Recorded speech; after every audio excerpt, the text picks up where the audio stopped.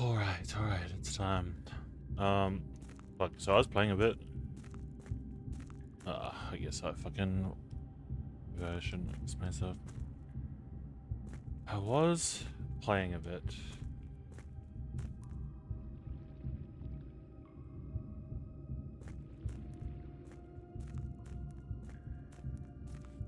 Now, I can't get back there unless I have the tomb. But... okay. So I want to get to the boiler room. If I get to the boiler room...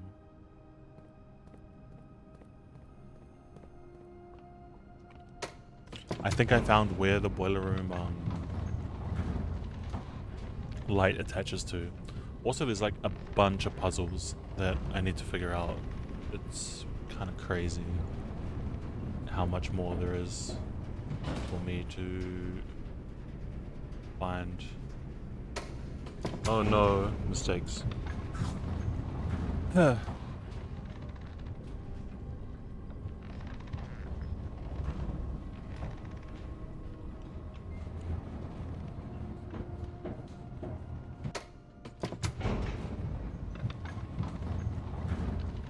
Yeah, so this run, I made it back to room 40.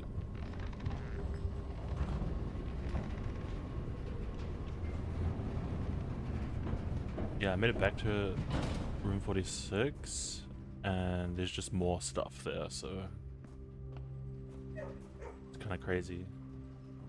Kind of crazy.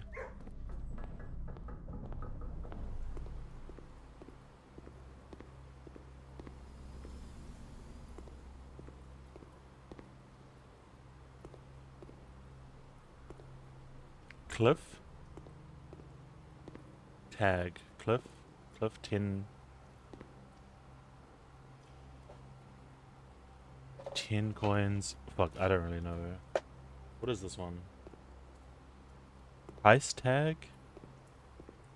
Cliff face.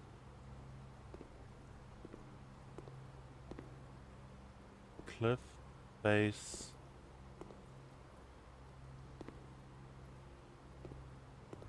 Never mind, man. Never mind. I don't know. Swim trunks. Oh, is this for the locker room or the pool room? Permanent addition to the pool. It's probably the next time I draft the pool. Alright.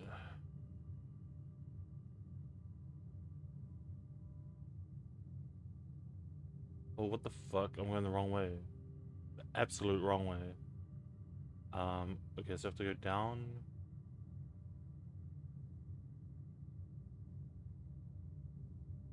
Oh shit. Oops. Hopefully I have enough steps. I should have enough steps. I should. Library, gallery.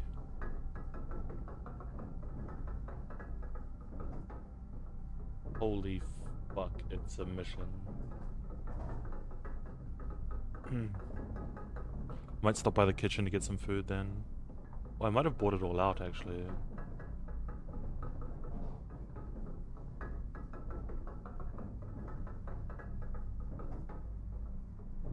Lab security.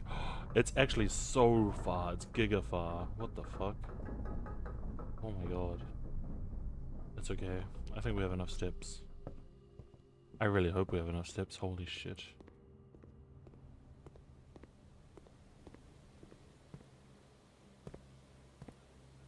Okay, do you think I've eaten all the food in the kitchen? Fuck it, let's try. It's all sold out, bro. It's all sold out. I'm sad. Okay, -2 steps. It's okay. Surely we have enough. Lab security passageway. Ooh.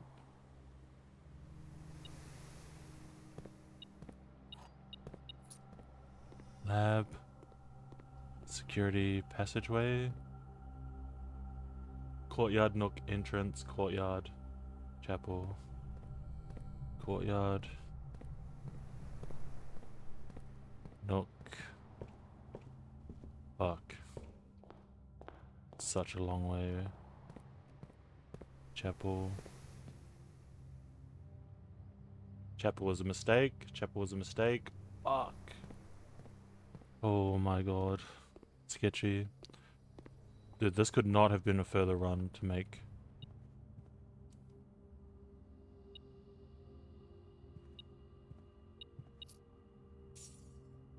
Okay, hold and boiler room. And then I need to solve this again. And figure out how to power this, but still be able to get out, I guess.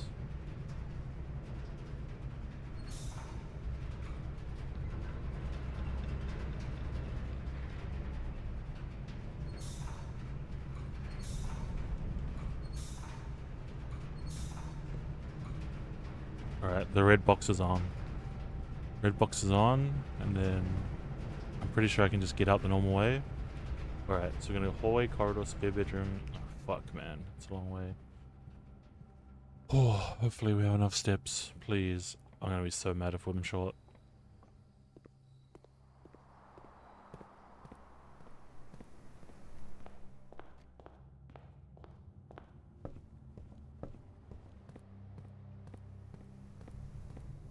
Blueprint, security, lab.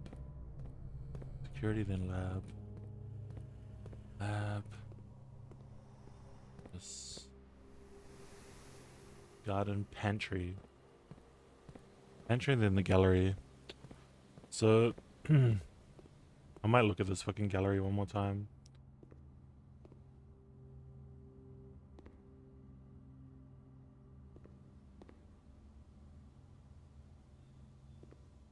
What do I call this?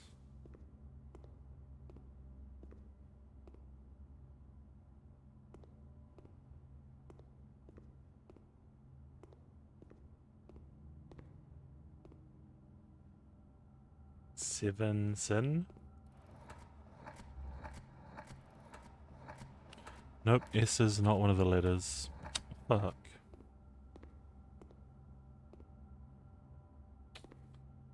This is too tough for me to decipher. There's too many things.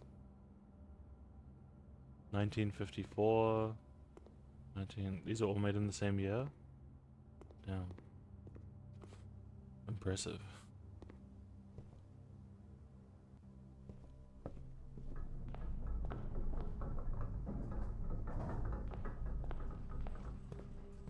Okay, I'm actually so close to running out of steps. Holy.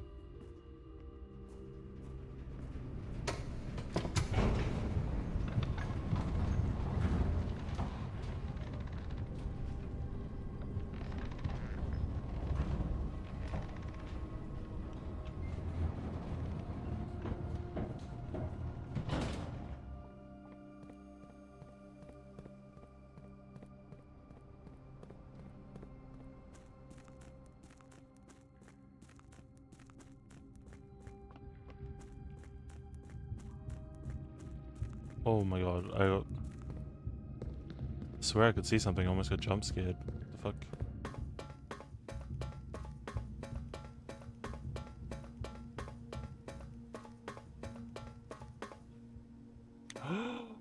Yo, what is this? Alright, alright, alright. Okay,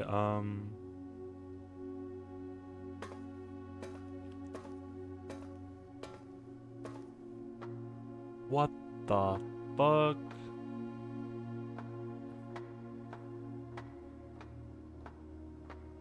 Okay, bro.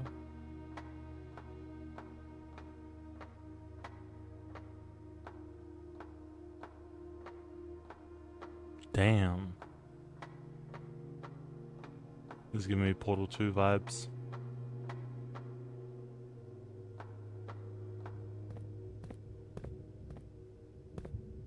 Oh no.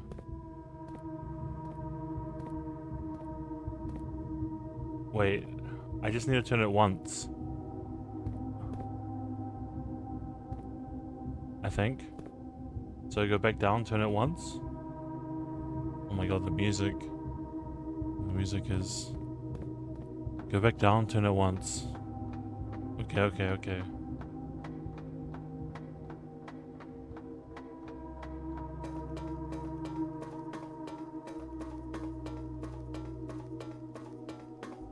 Come on, come on, come on. Yup, yup, yup, yup.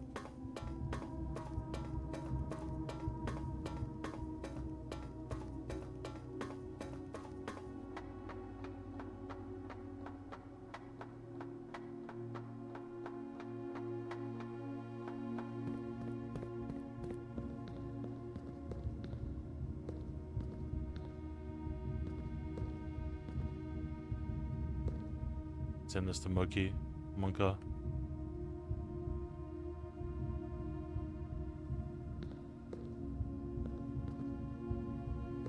What is this?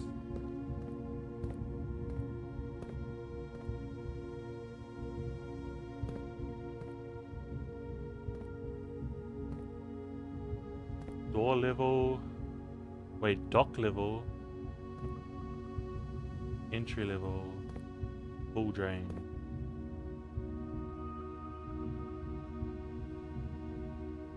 So there is an entry level.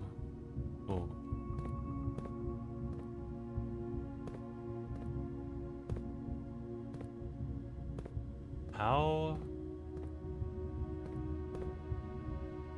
How would I get to that? It has to be a one gap, so I'd have to raise it. Or does it get lowered? How do I get there? Oh, I can just turn it 1, 2, 3 times. Okay. It's okay. Fuck, I have to save these screenshots.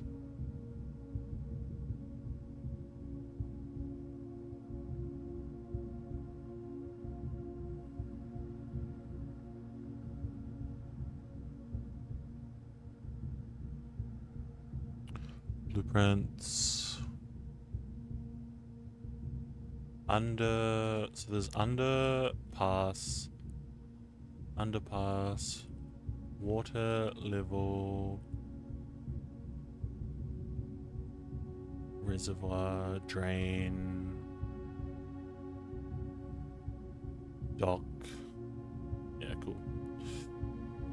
And then what is this? Foreman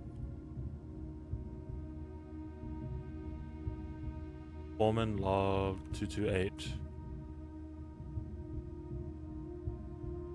After 10 days of pumping water up from the underground spring, the reservoir has finally been filled. It's a shame that the old station had to be flooded as a consequence of this action, but I suspect that may have been the actual reason they chose to build the reservoir here, and that as an engineer I agree that flooding is preferable to collapsing the entire tunnel. On the bright side, now that our water supply is no longer limited, we can start to leverage steam to a much greater extent. I suspect by this time next month, the steam-powered hoists at the main site will be able to run 24 hours a day. Steam-powered hoists at the main site. Interesting. Alright. So I want to turn the lever 1, 2, 3 times.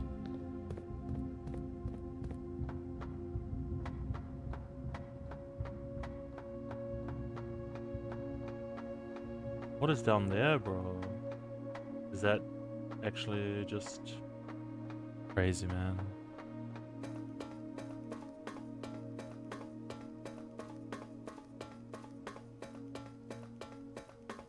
One.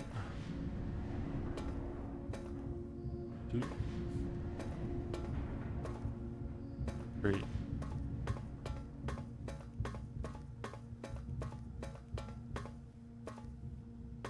Can't believe I missed this.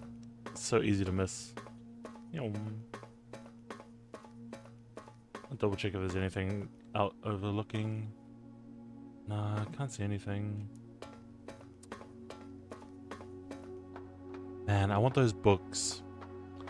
I really do want those the books. Wait, do you reckon with my 10 steps I can get back to the library? Well, I think I can. I can read the book since I'm streaming. Please be a normal lock. Oh, hell nah. Hell fucking nah.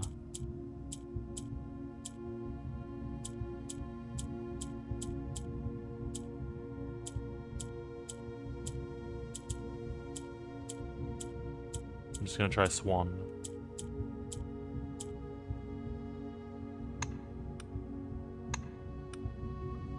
Oh. What? There's a red letter in there. And an upgrade disc. Fuck. What the fuck is this, man?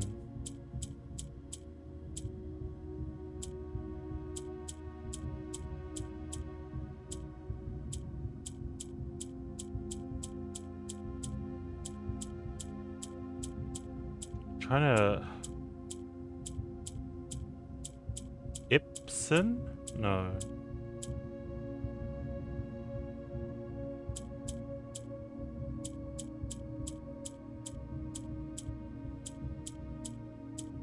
BZ8. Why is there a number 8?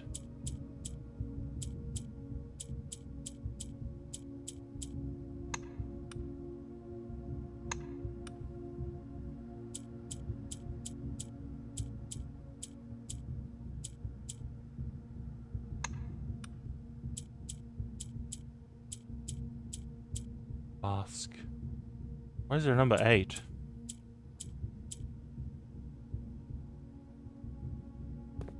Alright, we might do some digging.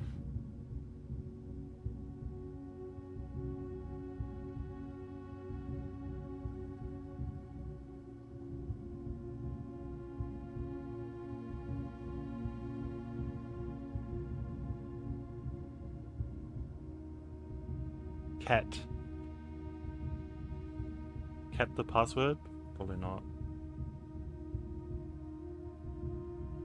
Chief Chef, so this is the letter I. So these don't actually matter, it just matters when you find them. Fuck. Angel... Something Angel Points Dreams. Basement. Cliffside Exit. H.S. Sinclair. Man, look for some clues, man. Some real detective work right now. Sandy Heights, 5 p.m. 100 Bells. That's the really posh place.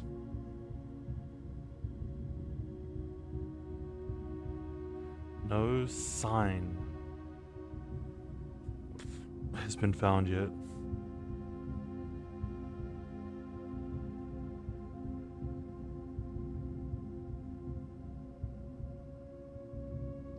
Holly. That's not a Ipsen. Wait, it's a 4-letter code, right? Yeah, fuck.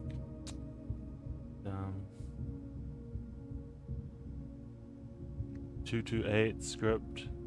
Assay 502.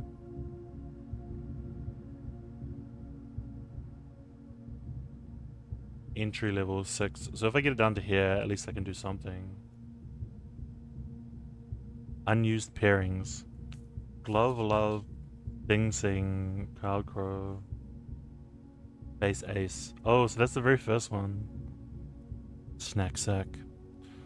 Alright, so I need to map this out next time I play. Base Ace, Circle, Beard Bard.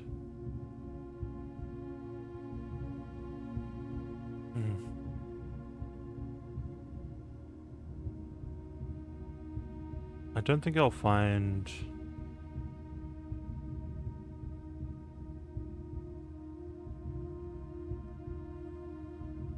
Like, what is this?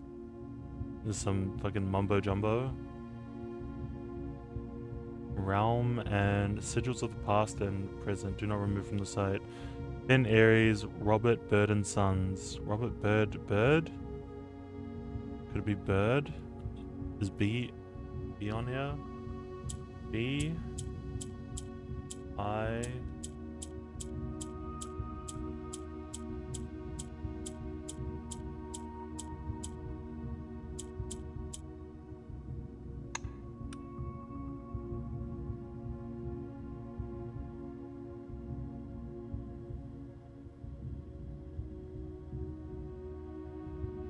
Alright, let's keep having a look. Anything on this one? Foreman's log. Our client Thomas Sinclair, the Archers of Visible South Cliff. Exploration far more limited. The site is either much older than first 502. Foreman's log 3. Thomas Sinclair. Excavation department to prevent freight. Mini fashionable. Beep beep boop. Cat.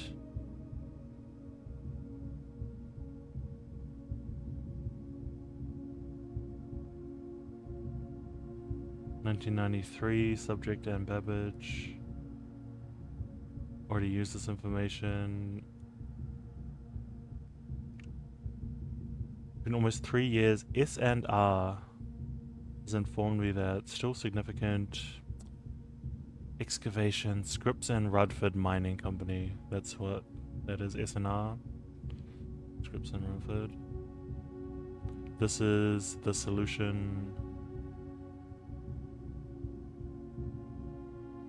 for one of them. One of the crests. Edit. Sigil.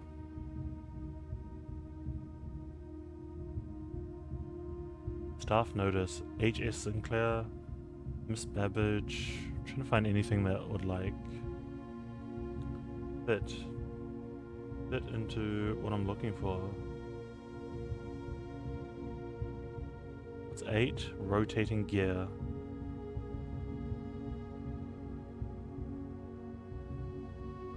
I swear half of these are like... I never found a handwritten red thing. Denoted inverse. There's probably another puzzle thing there.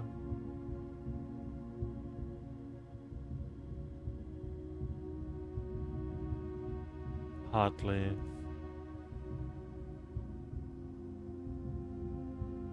Green memos found in Hartley's room are always false.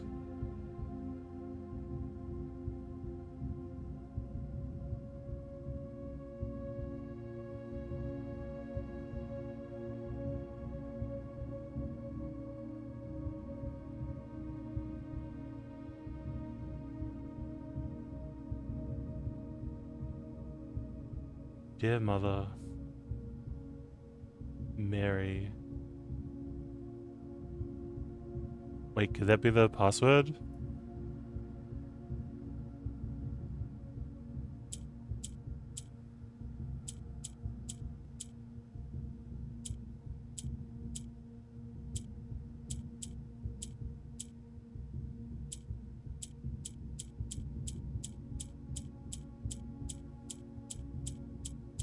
Man.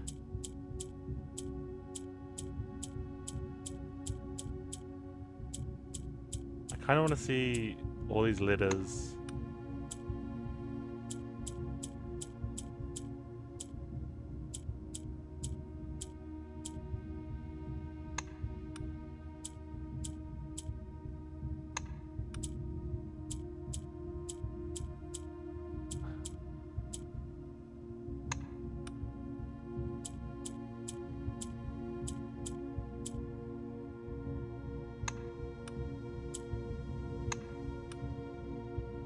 Ra.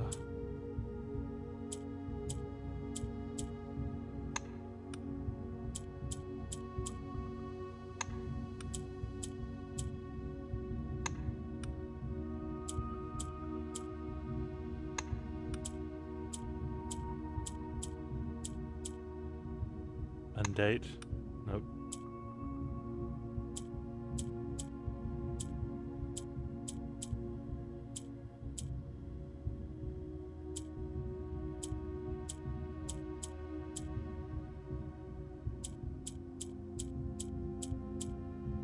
Can't even think of anything like with these.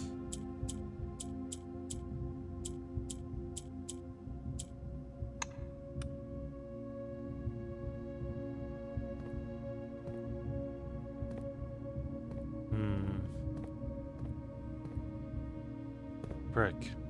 How do I figure this out? Just must not be something I can find right now. I guess let's see if I can go back to the library.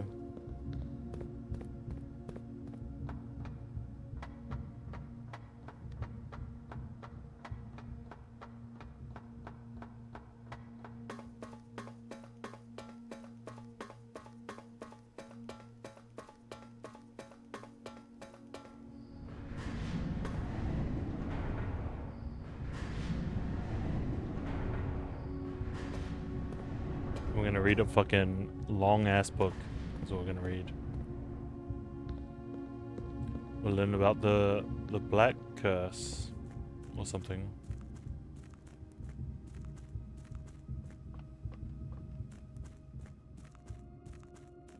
If we can make it.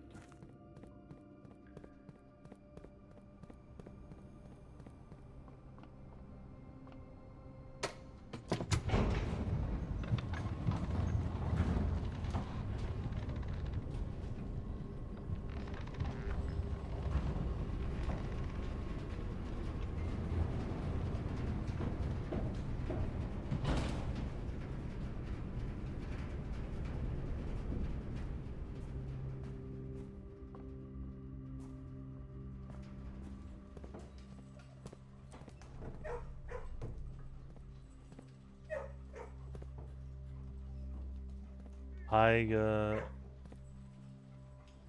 Lion Fountain. Wait, what? What is that?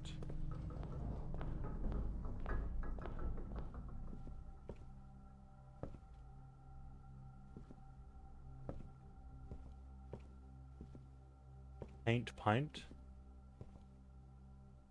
Okay, let's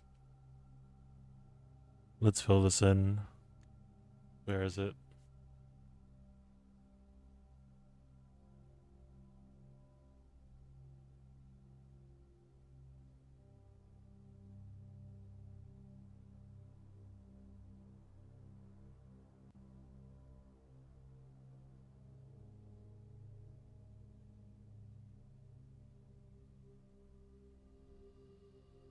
Paint pint.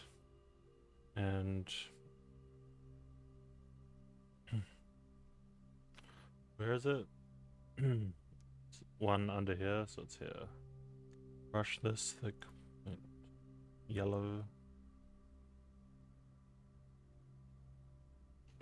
Paint pint, so it's A.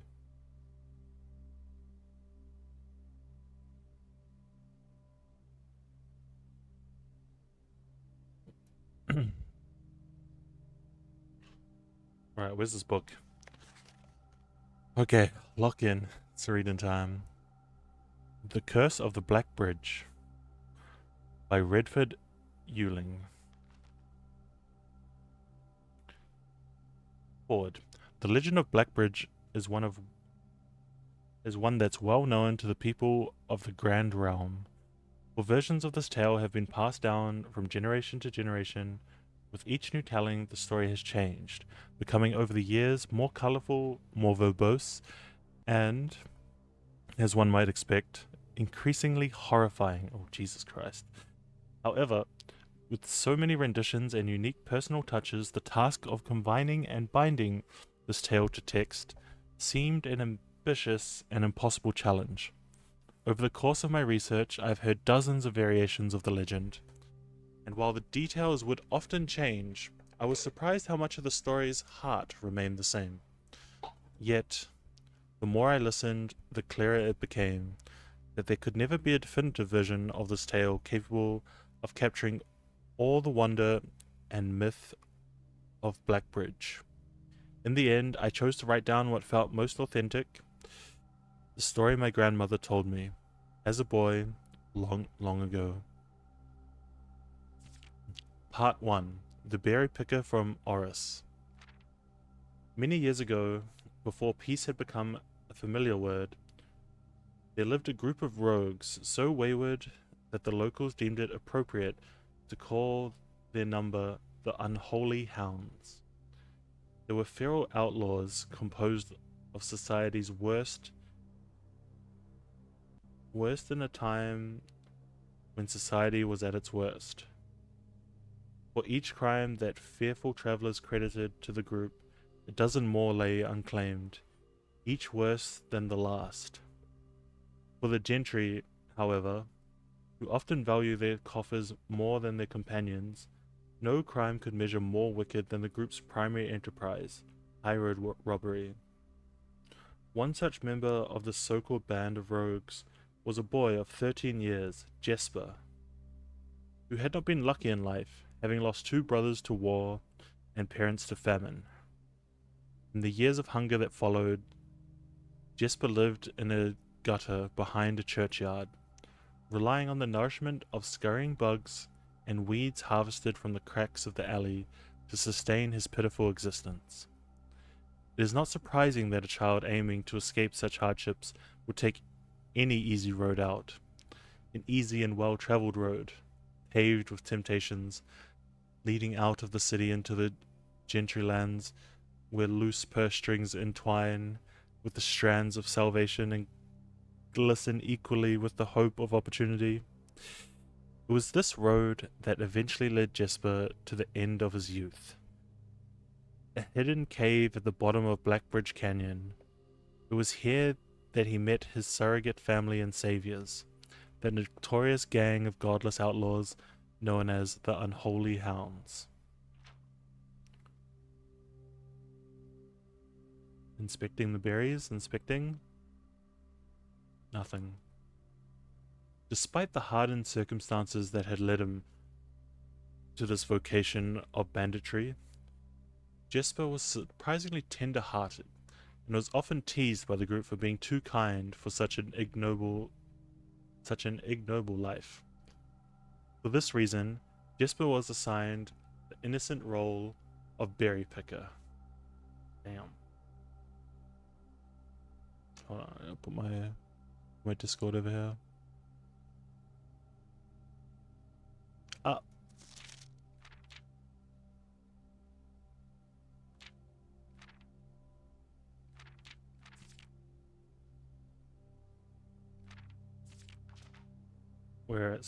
Berry picking. Berry picker. It was not just innocence that set berry picking apart from the gang's more wicked undertakings, for it was only duty performed without the safety of night's concealment. For it was the only duty performed without the safety of night's concealment. Jesper, no stranger to solitude, did not protest that he alone worked while the others slept soundly, tucked away in the cave at the bottom of Blackbridge Canyon.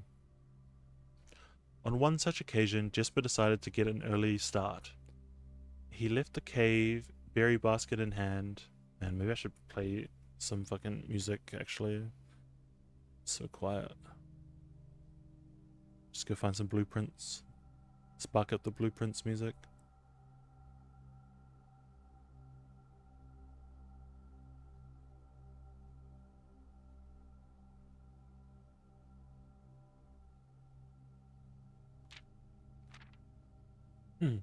On one such occasion, Jesper decided to get an early start.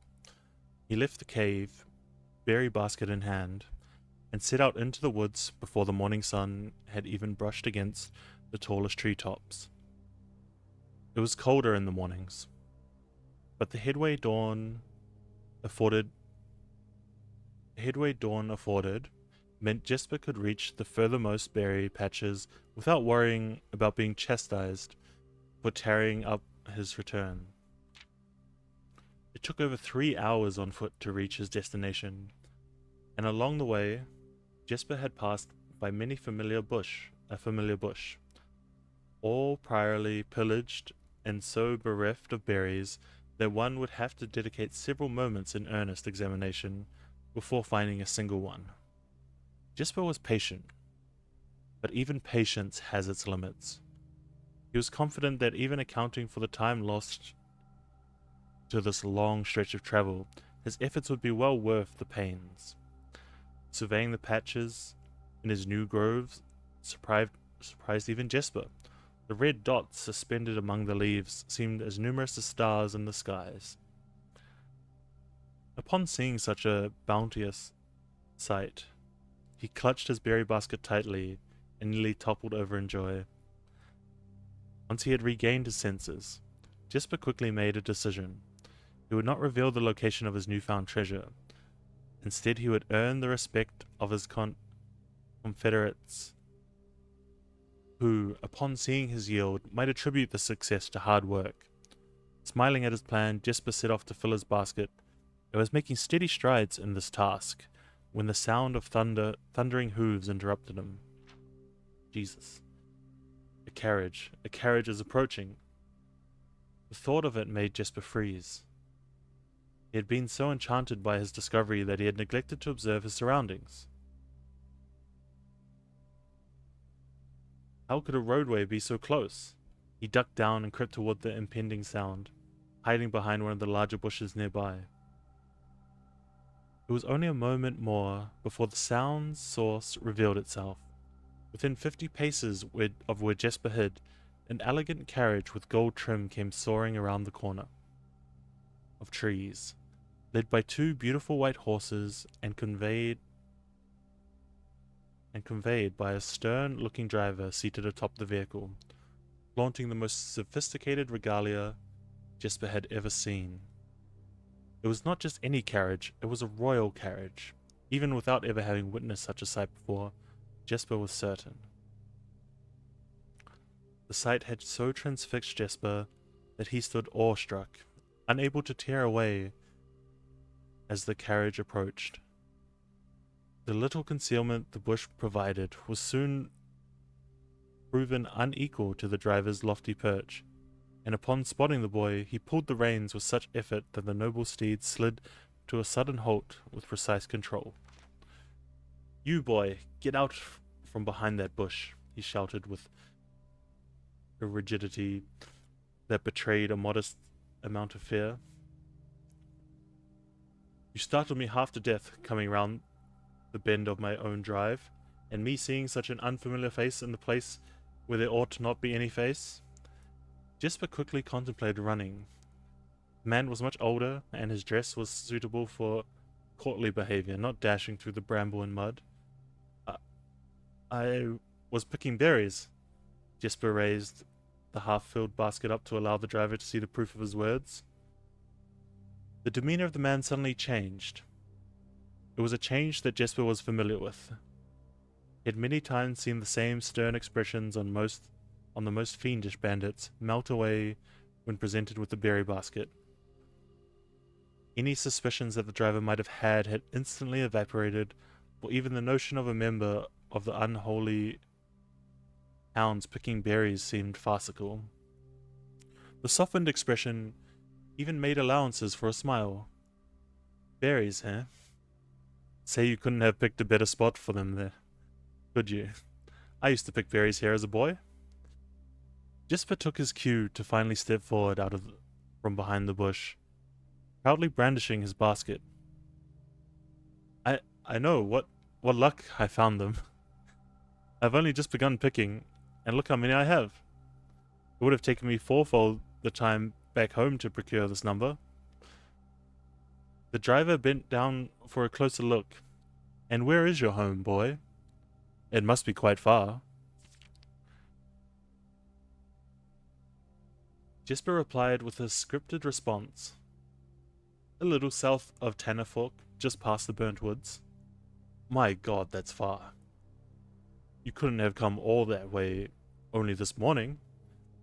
It was true. Tannerfork was in the exact opposite direction that Jesper had traveled. And while that response would seem perfectly reasonable in a location closer to Blackbridge Canyon, you could see why it might seem less believable here. "Sir, I have traveled much farther for much less profit.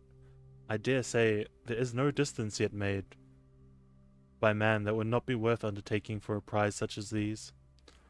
Surely you have tasted them for yourself?" Jesper felt happier with this response, as it seemed to amplify the man's smile. In my youth, often, but perhaps I took it for granted because I never had to travel very far. And even then, my father would always drive us here in our carriage. So I'm ashamed I have never had to walk such a stretch to earn an equal reward. It was Jesper's time to smile. Then let my efforts reward us both today. He raised the basket even higher. A taste in memory of your youth, sir. The driver chuckled and removed one glove, bending over the seat to reach down to the basket. And at the moment his fingers touched the first berry, the dagger in turn met his throat, cutting through the superficial layer of skin and drawing blood.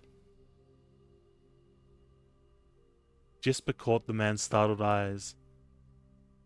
And for that taste, I will have your purse, sir, in memory of my youth. The driver's arm had gone stiff, his chin raised and trembling, more frightened than he had ever been before. Whether unable or incapable of speaking, he did not respond to the boy. Perhaps he did not think his jaw could afford to be engaged at this particular time. Jesper let the basket drop, freeing his other hand to probe the man's pockets. Do not mistake me, sir. I will not kill you if you give me cause, though I will admit the thought of taking your carriage and leaving you the indignity of walking appeals to me. Unable to find a purse in the man's coat, Jesper pivoted to search the seat under him. Why have you no purse upon your person? The driver slowly raised his hand cautiously, pointing towards the carriage door behind him. Jesper lowered the knife's edge a small degree to allow the man to speak, which he did in turn softly. There's a lockbox in the carriage. Well, come down then and grant me the courtesy of sparing your life and binding your hands, a concession I assure you of my tender heart, for it'd be much easier to slit your throat.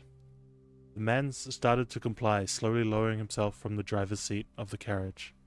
Once down, Jesper guided him away from the carriage to a nearby tree where he instructed him to get on his knees and put his hands behind his back. Excusing his inexperience, the man indulged Jesper while he figured out how to adequately bind him. The smile of kindness Jesper had seen on the man's face, now nothing more than a distant memory. In their place, cold, dark eyes displaying no emotion. I wonder, should I grant you the same clemency you are showing me? Jesper stopped, surprised by the question but ignored it. Secured the final bindings and then hastily returned to the carriage. With one hand on the door's handle, he turned back to the man. If there is no lockbox, there will be no clemency. Inside the carriage was surprisingly dusty and unswept. A stark contrast to the elegant and polished golden facade of the exterior. It had apparently been many years since the passenger had enjoyed passage in this vehicle. This all but confirmed what Jesper had suspected. The driver of this carriage was not a liveried servant in the employ of some greater master. Any courtesy that this observation might have further produced was quickly abandoned upon seeing what rested under the carriage's back seat, a large wooden lockbox. Despite its hefty appearance, the box was surprisingly easy to handle. Within a few minutes, Jesper had dislodged it from its hold and carried it out into the sunlight. Inspecting the box carefully, two observations were made. Totemic symbols found carved on all four sides of the box hinted that the box is very old and likely not created by Orindian hands. It reminded him of artifacts from the old world and was presumably crafted in one of the ancient realms. Secondly, wait,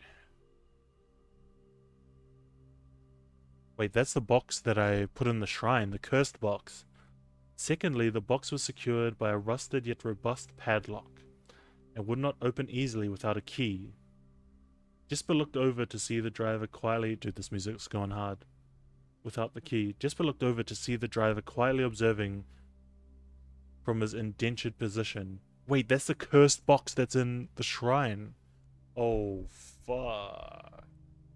Oh, this is gonna teach us about the curse? Oh, shit. Do you perhaps have a key you can provide me to open this box? Without emotion, the driver replied, there is no key to that box. Jesper stood up. Easy enough then.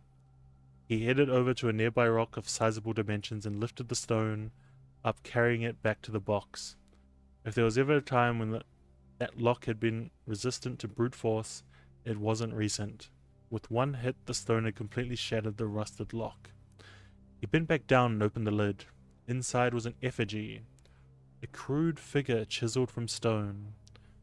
Without too much deliberation, Jesper bent down and picked it up, somewhat surprised how heavy it seemed, given how light the box felt. Having expected to find something more akin to gold or gems, he looked questioningly, Jesus, to the man hoping to find an explanation. The driver's smile had once again returned. You are cursed, boy, for deadly is the stone. You have opened that which should never have been opened, and you are cursed. Jesper carried the effigy over to the man and shoved it in front of his face. What is it? That's one. Feeling his disappointment rising to anger now, Jesper tightened his grip on the effigy. One what, you mumbling agenta? And in God's name, why have you no purse upon your person? The man did not seem intimidated. One pace. He paused for effect. 12 more, and you'll be dead. He only had a second to flinch before the effigy struck him in the head and put an end to his cryptic ramblings. If there was ever a time when the old man had been resistant to brute force, it wasn't recent.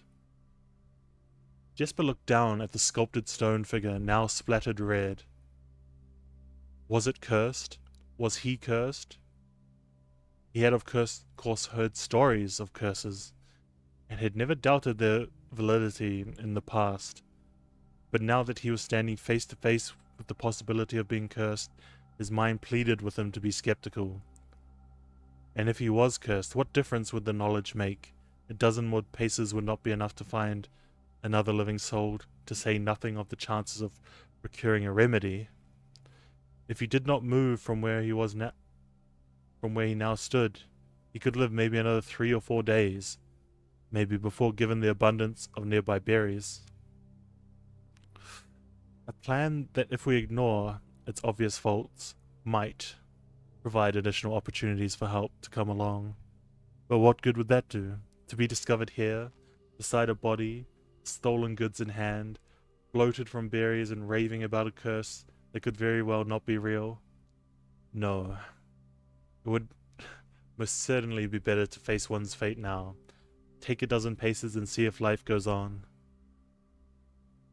But Jesper found his legs unable to make that first step. His mind was unable to convince his limbs to waste away 1/12 of his life in a single motion. Feeling the desperation sink in, he hopelessly looked about him for a solution. And if by some stroke of luck the gods had heard his plea, a miracle materialized before him, as if he found himself suddenly at the end of a fairy tale. Fuck, is it the coach? And the driver was actually cursed. And the driver was riding around in the coach because he's cursed. 2 white horses and a carriage of gold trim were beside him, the answer to his immediate prayers. He laughed at his fortune and calculated the short number of paces back to the road. 4 perhaps. Only 3 if he jumped. He made a quick survey to see if there was anything he wished to grab before taking the plunge. He thought about removing the driver's fancy coat, as that appeared to be of some value, but the additional risk of undertaking such a task too great to chance. And so after a profound breath, he took his second, third, and fourth steps, though they were quite large. Seated now behind the horses, he reached for the reins, and suddenly realized that he was still gripping the effigy. If the curse was real, then it would most certainly be better left here. If on the other hand the story was fictitious, there might be some appeal that could be made of the figure. It was, after all, found within a lockbox, whose typical function oft secures objects of value. Having witnessed firsthand the horrors of destitution, Jesper found his mind equally reluctant to allow his hand let go. If it is cursed, I die. If not today, then tomorrow. And if I die, what care have I? And with that statement said aloud to the horses, seemingly, Jesper took up the reins with confidence. Part 2. Below the Black Bridge.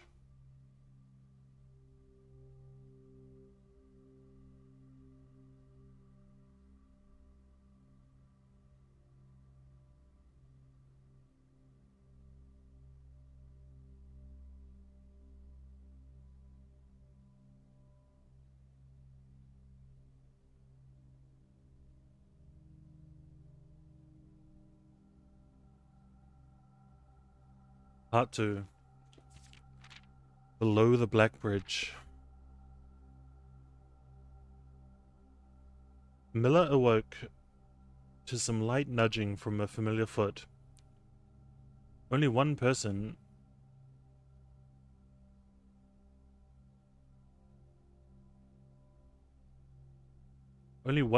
would have the cheek to awaken her in such ill-mannered fashion. Shaking the sleep from her eyes, she glared up at him in the darkness, but still did not say a word. He nudged her again, teasingly, then stepped back into the dim. After taking a moment for her eyes to adjust to the darkness of the cave, Miller remembered she was on third watch today. Quietly collecting her things and wits, Miller turned as she left, waving to a young friend who was more than likely already asleep. She crept through the cavern's main passage, careful not to wake the sleeping bandits around her. Like a hero in a book, she often mused. Quietly, she grabbed a bow from the haphazardly formed pile of weapons, shaking the accompanying quiver in the darkness to assess how many arrows it held. She then walked towards the sun-drenched mouth of the cavern, ready to start her shift. Above her, in one of the few trees found in the canyon, Miller could see that Ravia was already posted. She waved, and Ravia waved back. Calling out to each other was strictly forbidden. Anything louder than a gesture in the canyon was forbidden. When Miller reached the tree, Ravia lowered a braided rope and pointed to the ground behind her. Miller turned, following the finger, and saw a pail of water resting beside a nearby log. She turned back to Ravia, nodded, and secured the pail to the rope. The pail went up first, and in turn, Miller followed. I just saw the picture with the question mark and the rope. That's cool. Ravia reached across to grab the water. Miller leaned back to give her space. There was not much room for maneuvering in this tree post. A necessary concession for the concealment the outpost demanded. Ravia tilted the pail up to her mouth dramatically, illustrating how thirsty she had been. Miller laughed silently as the water poured out, splashing onto Ravia's face. It was a bit too daring and noisy of a joke, and had the others been around, they would have certainly been scolded for the unwarranted sound. But Miller appreciated the efforts Ravia took to verbalize the silence of the morning. They'd been on third watch together for over a month, and during that speechless time, their friendship had grown into something special. Affection was unsurprisingly scarce among the unholy hounds. She had felt camaraderie before, of course, but intimacy, Never. From the elevated vantage, the girls could see both the concealed entrance of the cavern as well as a clear view of the bridge that spanned across the canyon. Blackbridge was the link between the Gentry lands and the northern mountains, the overpass that connected Orris and Reddington. To the city-faring travelers of the realm, the bridge was an unmovable crossing. In the day, the task was to ensure that travelers passed by without stopping. At night, the task was to ensure that they do. Like most of her band, Miller preferred the night. The biting glare of the sun might be tolerable to farmhands and bricklayers, but to the cavern-housed bandits, it was a source of constant annoyance. In the day, there was no shroud to conceal her expressions, nor to hide her thoughts. She felt exposed. Ravia touched her elbow and pointed up.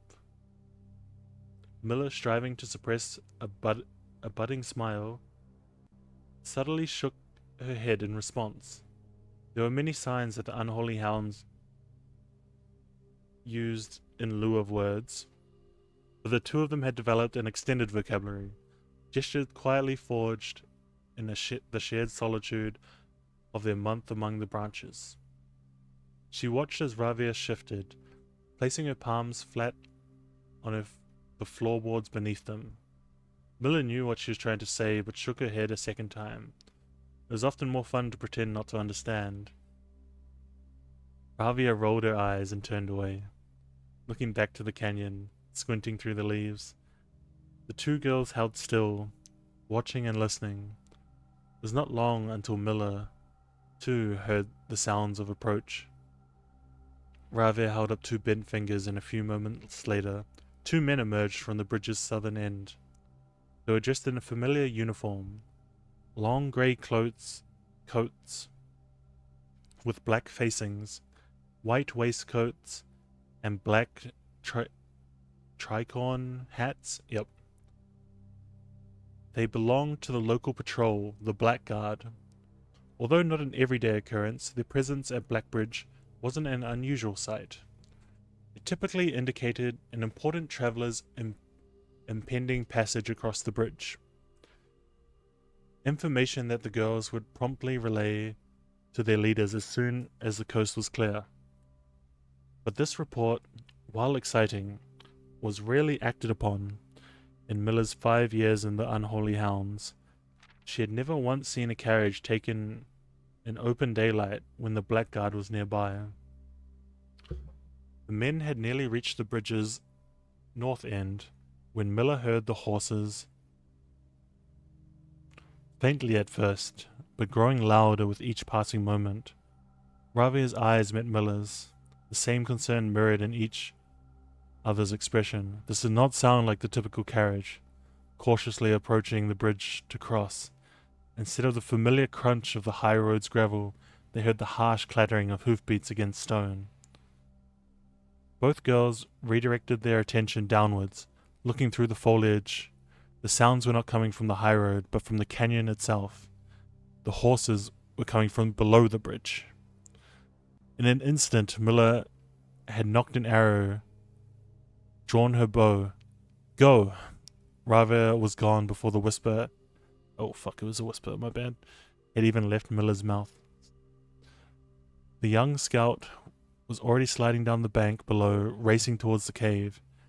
There was no road that ran below the canyon. There was no reason for numerous horses to be approaching their cave. There was only one reasonable conclusion, and both girls had reached it instantly. The base had been compromised. This was a Blackguard attack.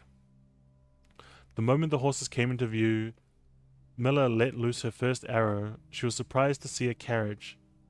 She had expected to see cavalry.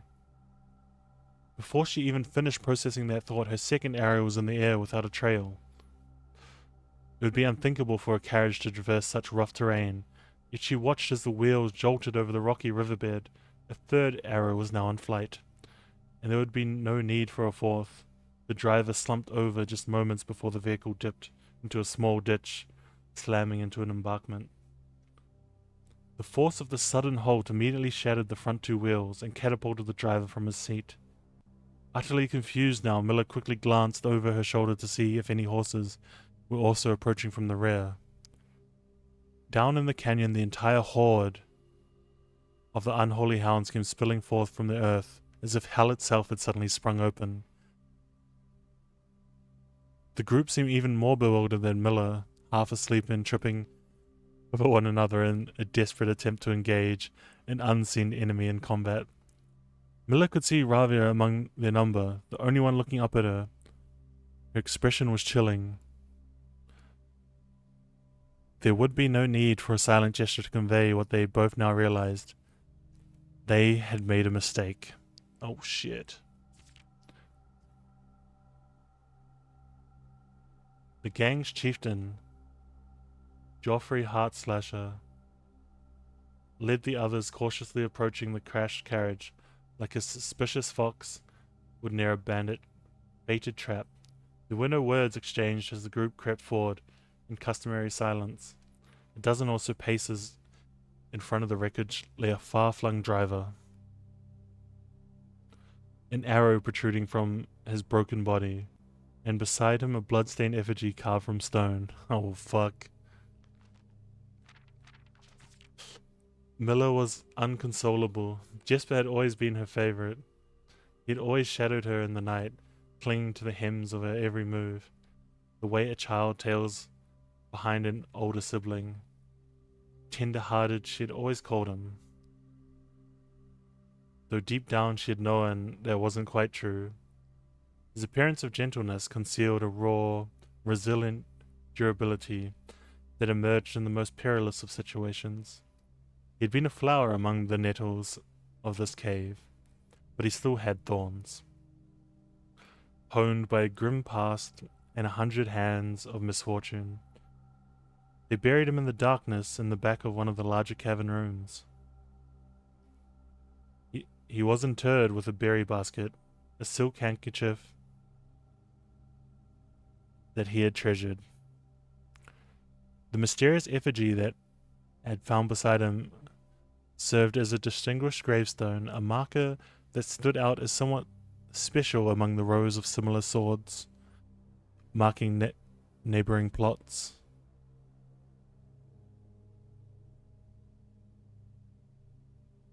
No one spoke, not even in whispers. There was nothing to say.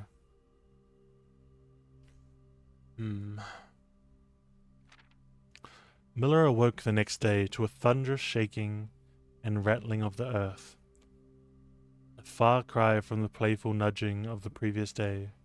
She strained to adjust her eyes, but the choking sting of stirred-up dust caused her to flinch. Panic was also in the air. The sounds of scurried footsteps and clattering feet filled the space around her, but even in alarm, the silence was louder. What was it that sounded so strange?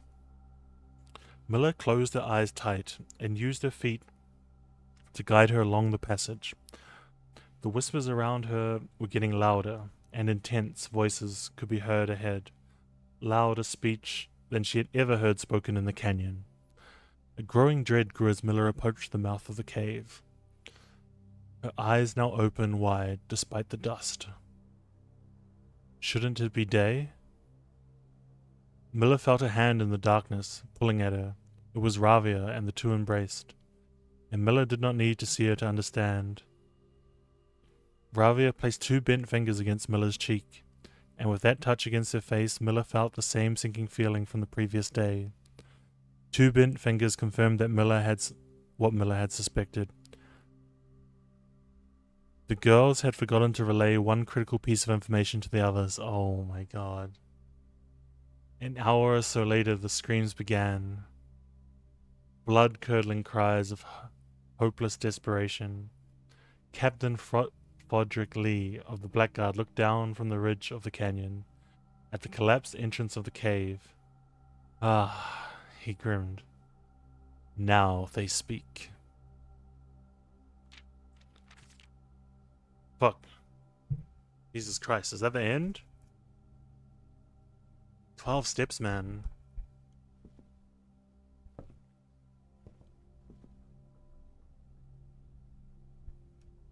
Fuck.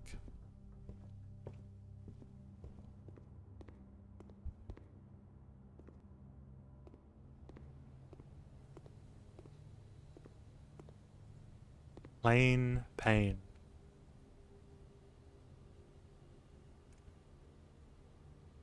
Plain pain.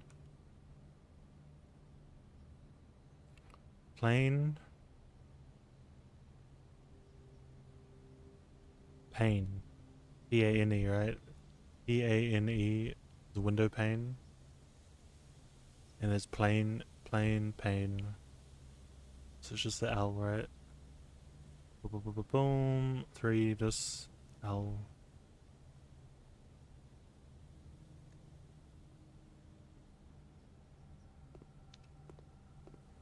Any pictures here?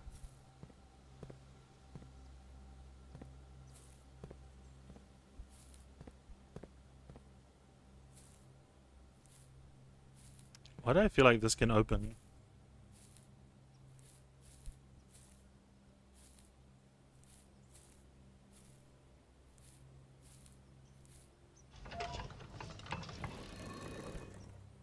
Oh, maybe because it can.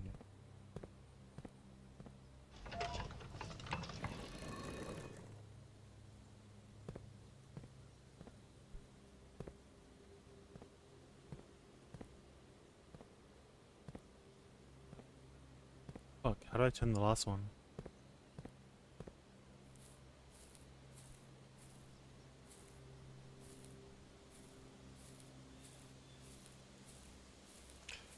How do I... Man. It's cooked.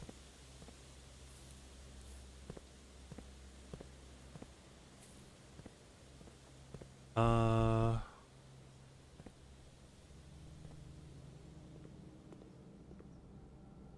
Really, no pic- oh, here's some pictures. Alright, what is this? Deer...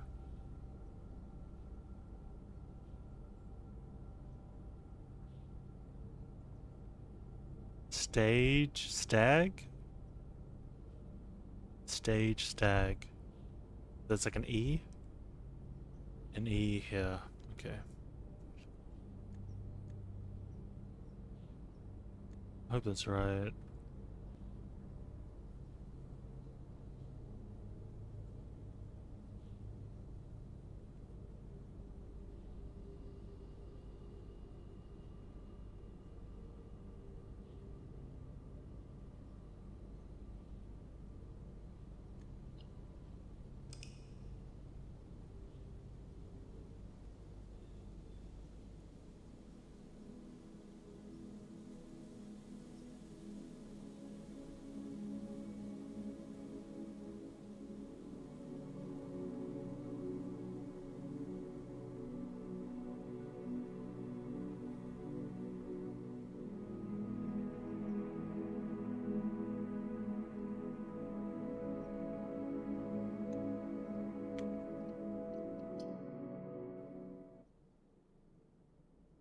Alright.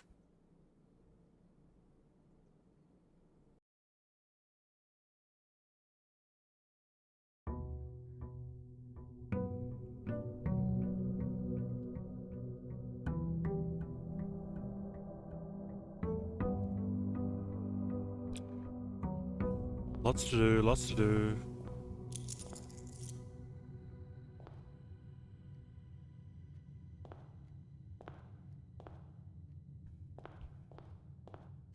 Lots to do. We're gonna drain the reservoir.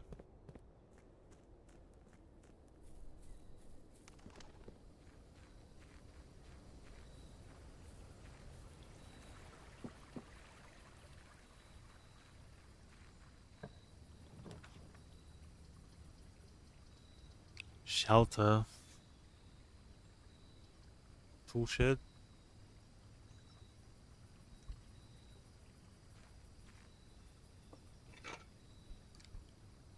You like the shovel?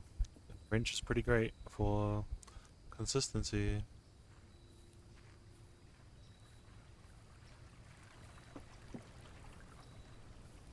Right, we'll see if the music starts up. If not, then Yeah.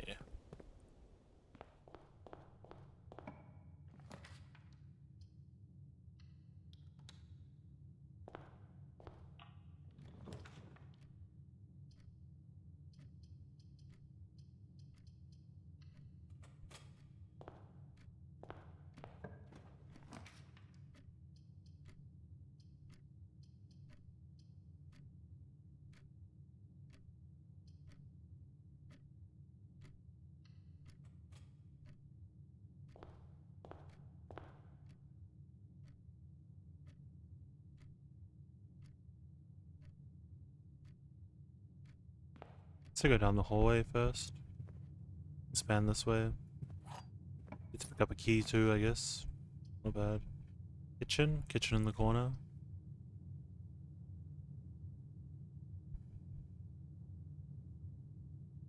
Kind of feel like dropping at storerooms, like not bad. Okay, we're doing the letters, right? Yeah. Pray. Crowbar.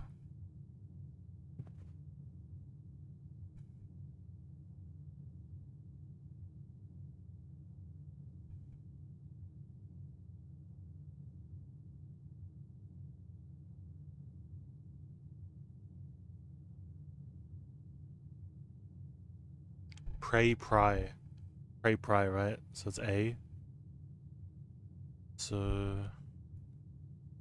this is to the left, I think, right? Yeah. Pray.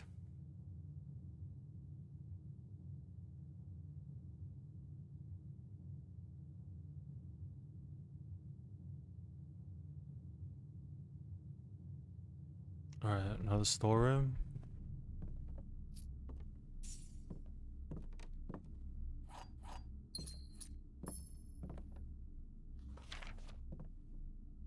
What is this? Pudding?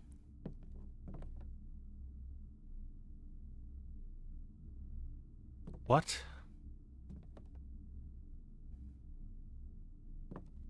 Dessert. Desert. Tissue. What?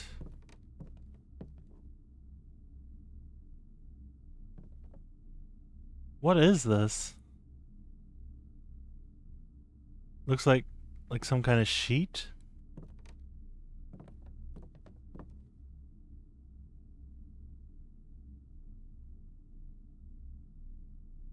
Flan.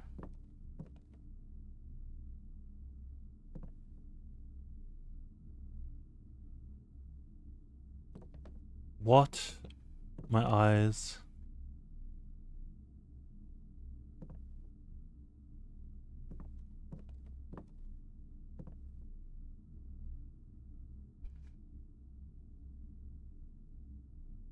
Dessert.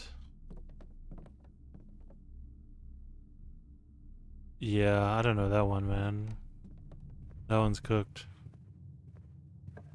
I'm down to just skip that shit.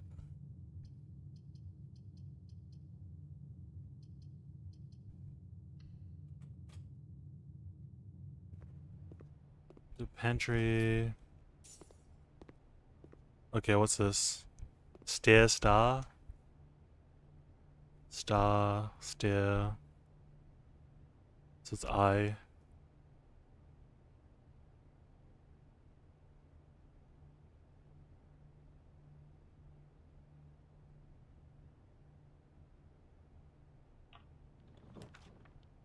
Stair star.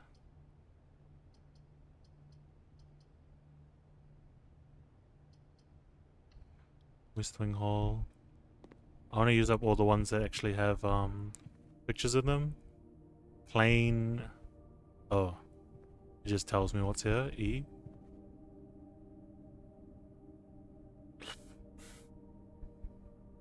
Plain plan.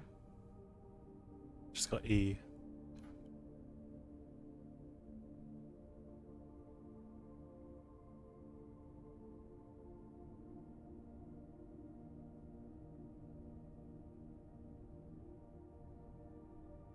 Plain plan. Nice. Alright, let's keep going. The Nook.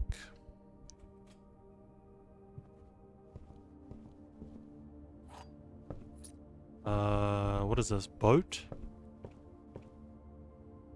Crow. Crow row. So it's C. Crow row.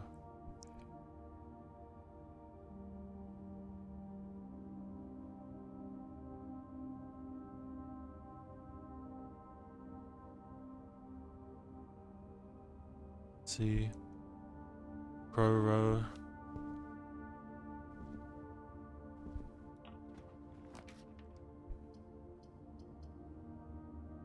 Courtyard. Do I want a courtyard? Nah, probably.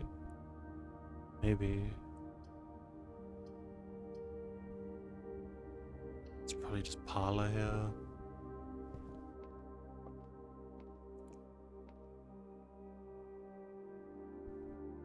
Thai.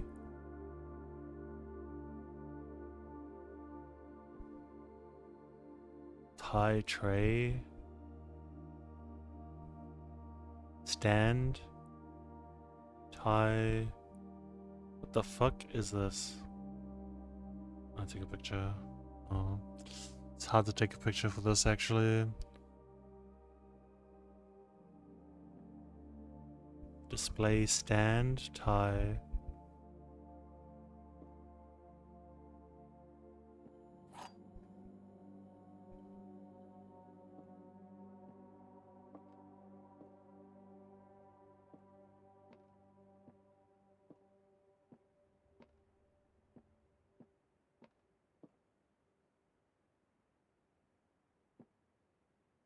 What is this?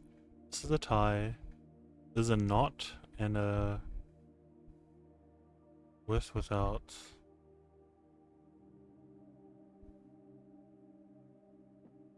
Stand, sad, tie.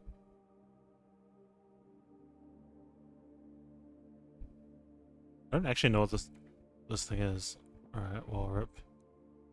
Only one box displays a true statement. Okay. The gems are in the white box. The gems are in the black box.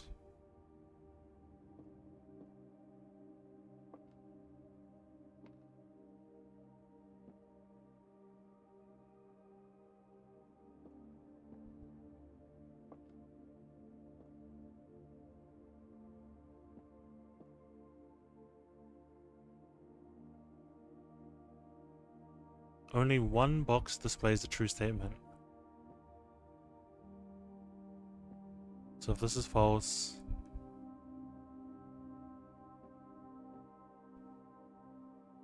Oh, there might... And if this is false, then that means more than one box displays a true statement. More than one box displays a true. There'll be two true. So if this is false, then these are both true. These both can't be true. If this is false. So this has to be true. And then the gems on the white box, false. The gems on the black box, false. True. True, and it's itself. Only one box displays. So this is false. Gems on the white box, false. Gems on the black box, false. So it means it's in the blue. Fuck, come on, man.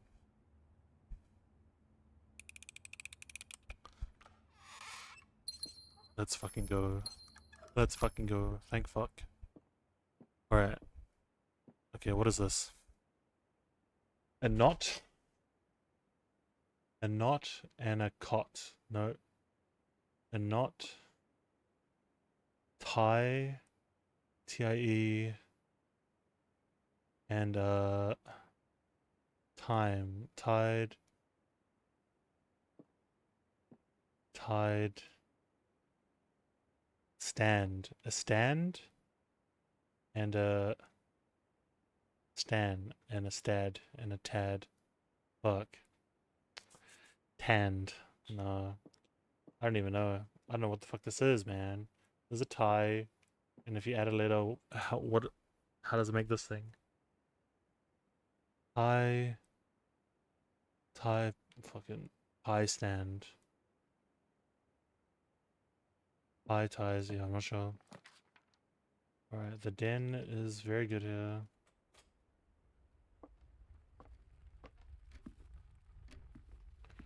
Coat, cot.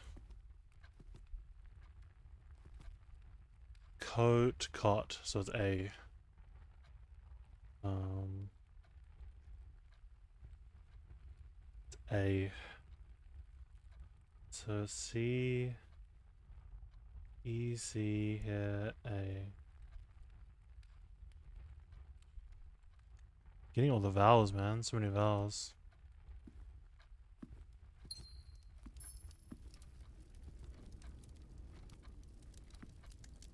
I think there's meant to be a key up here or something, right? But like, I don't know how to get it. I'm I'm starting to think that it might be like at a certain time of the day this opens.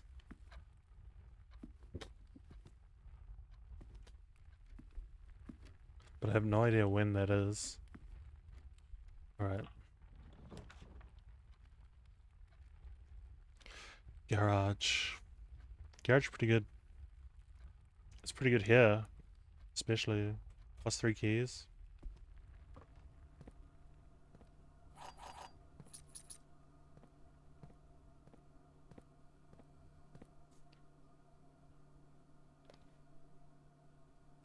Car.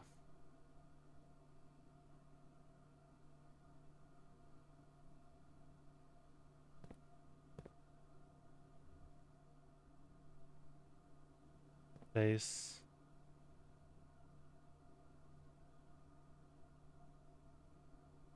What is this, man? Card. Oh, card car. Jesus Christ. It's a D. Whoops, my bad. Card and car. TRD. Yeah. E. D.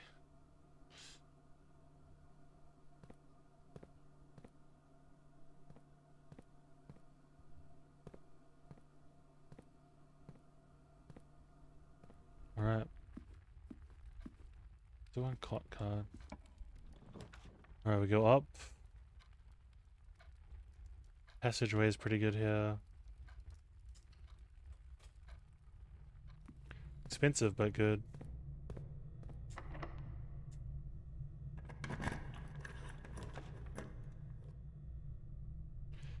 There's a big morning room.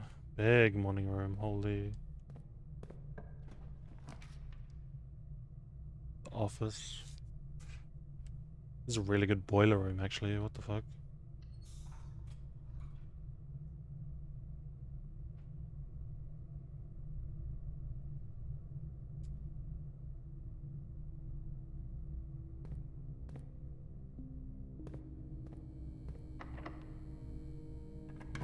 So what do I want to get? I want to get the power fucking room.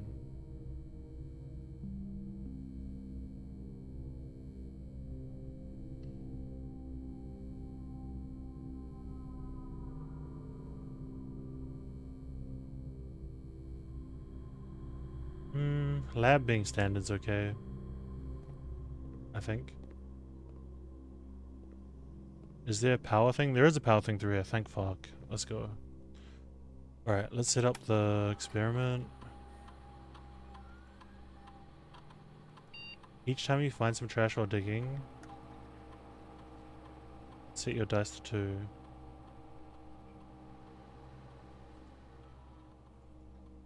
Gain 1 key.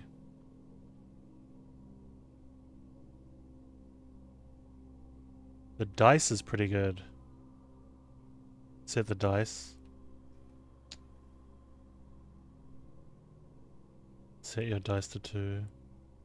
Rerolls. Probably keys. Probably keys. Like, I could just run out of keys and it's GG.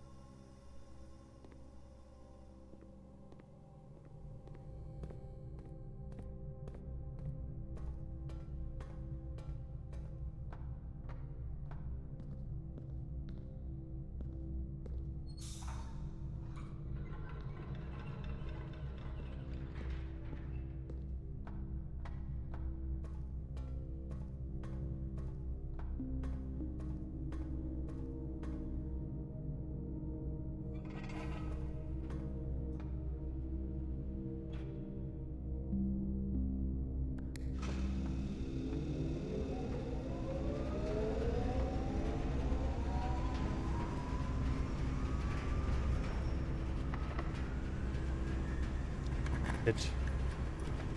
Fuck.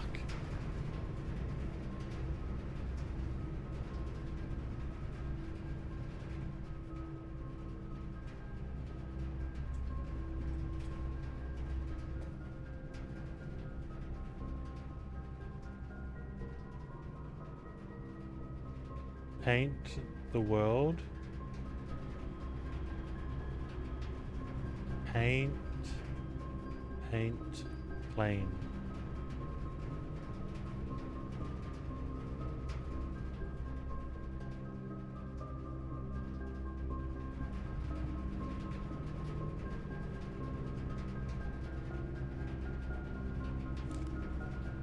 What is this? This is a plane.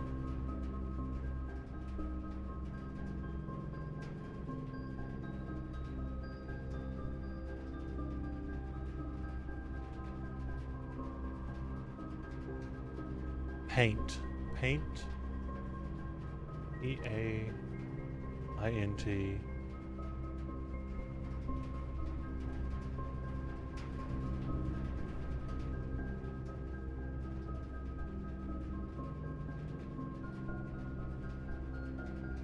Fuck, I don't know. It's too hard.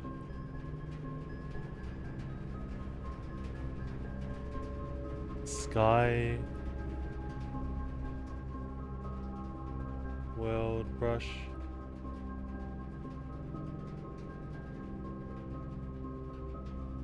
Fly.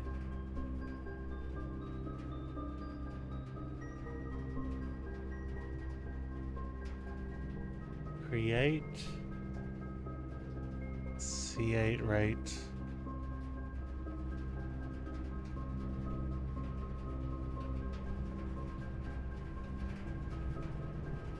Fly, flies. Soar.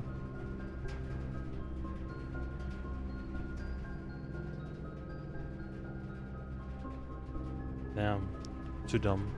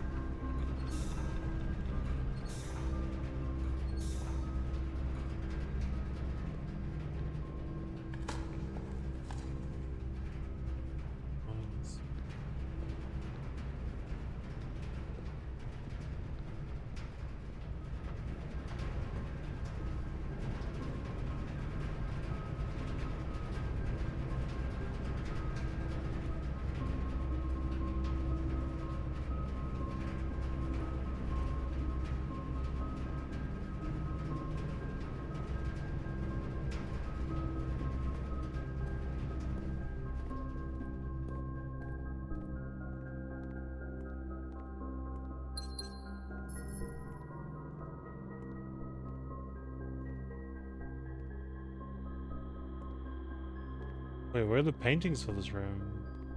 They're not here. At least I don't see them.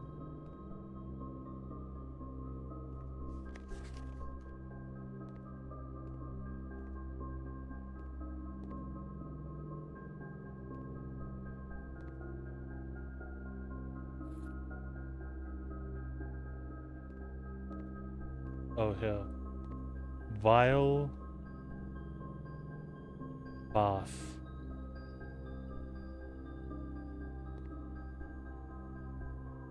Potion, lotion. Tube.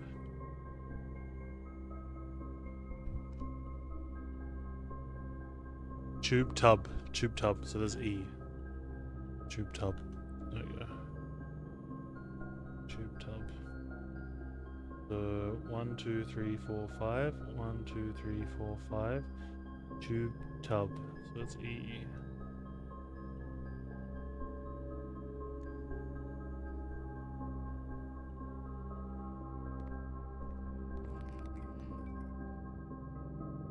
Really? I thought the power doesn't go out if I... Fuck. Fuckity fuck fuck. Okay, what's in this one? Pictures. Where are the pictures? Yeah, tag. Tag.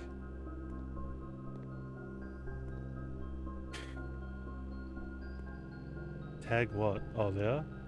Oh, it's the cliff thing again.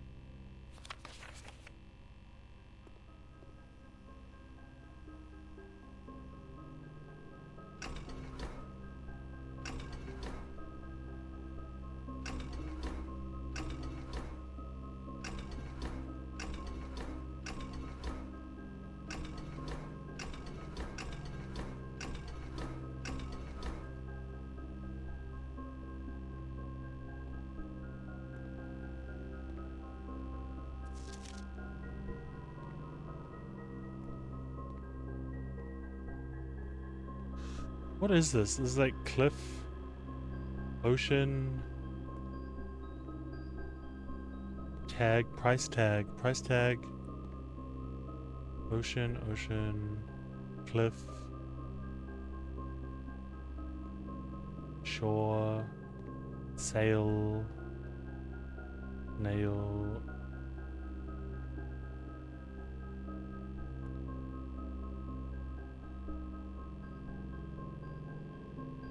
Don't know, man. Kind of just hoping that there's no pictures here, right? Yeah.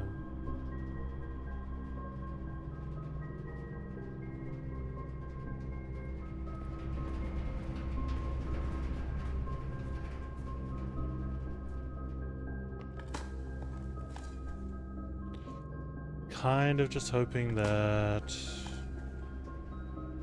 everything will work itself out.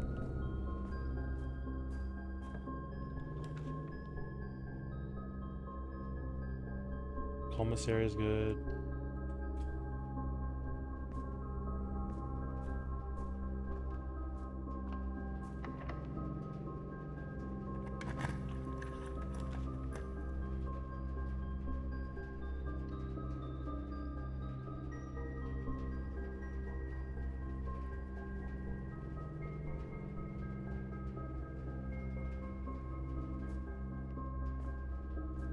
Kind of down to go through the commissary and some monies.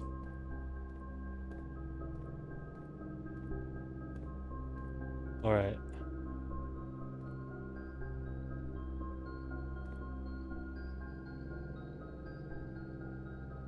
Road rod. So there's A. So many vowels, man.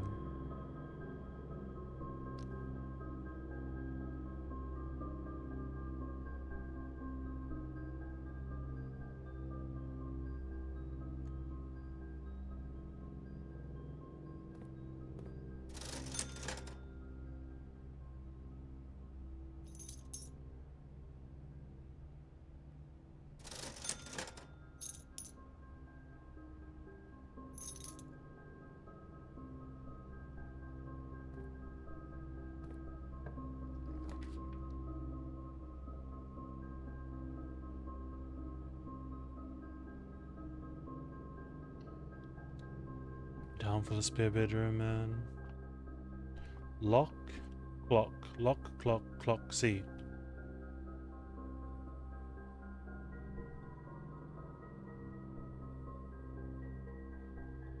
See.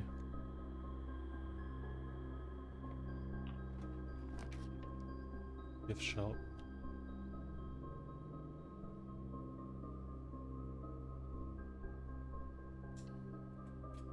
Gift shop's such a good fucking thing, to be honest. They really not have pictures in here? Oh man. Scam.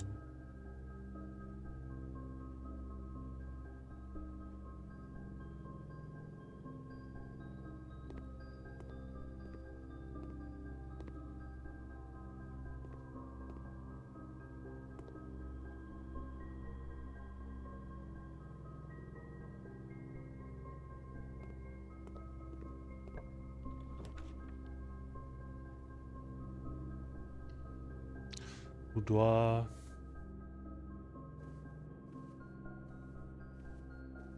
Alright, what is this? Car?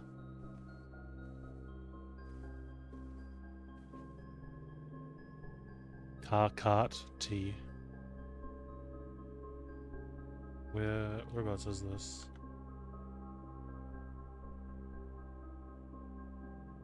On here, T.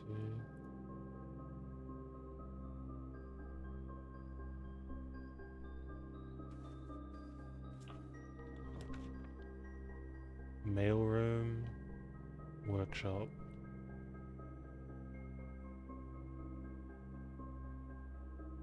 I'll just go mailroom.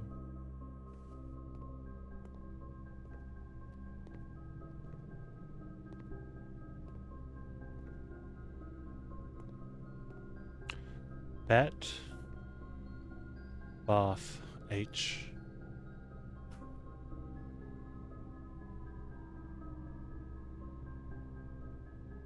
This is gonna be G, 8.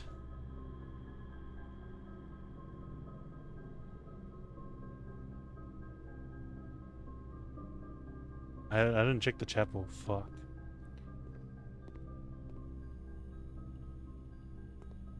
Brick.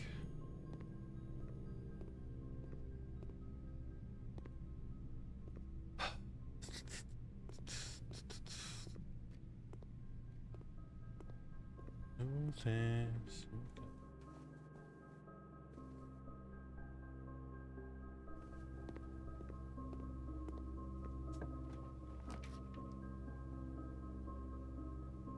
Has to be courtyard so I can get through.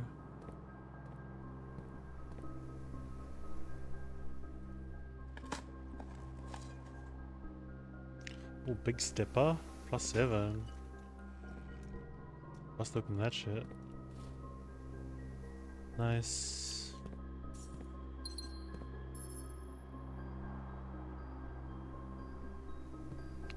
Wait, I just really realized I kind of cooked the boiler room, right? But man.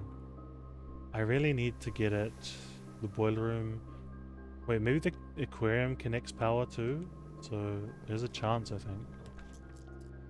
Utility room. Kind of tempted just to drop a utility room. Like, I need to at some point. Because I want the dark room to be open. Let's make it common, fuck it.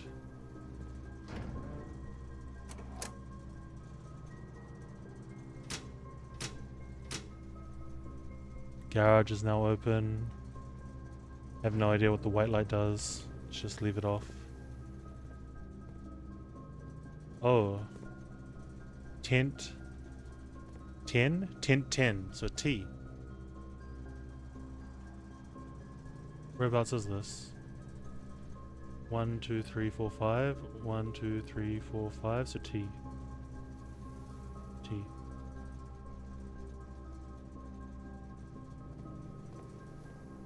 And then there's no pictures here, right? Yeah, rip.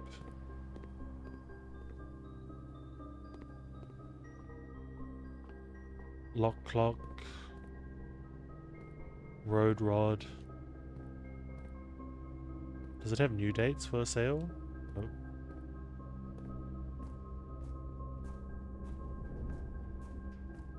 Alright, aquarium time. It's almost always a thing here, right?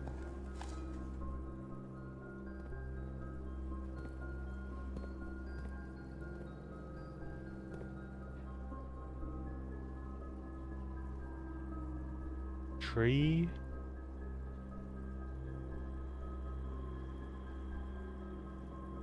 Fire. Light. Tree.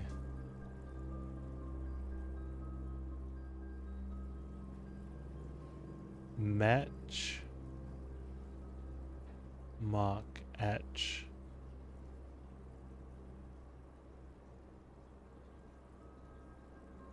Math. No. What is this? This is like a...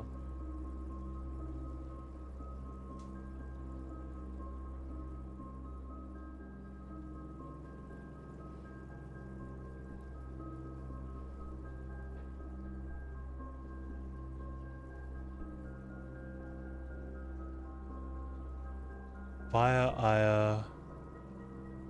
Oh, fire fir? This is a fir tree? Ugh, I'm gonna have to do a tentative fucking E over here. Fir tree. 2, 3, 4. 1, 2, 3, 4.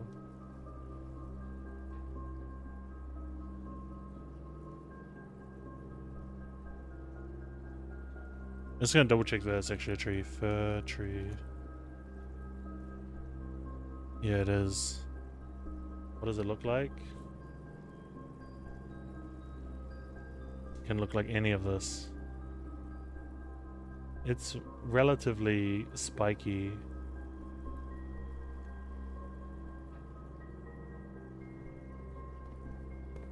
Yeah, that could be a fir tree. I'm fucking down for that. That was a pretty sick one. Fire fir. That was pretty sick.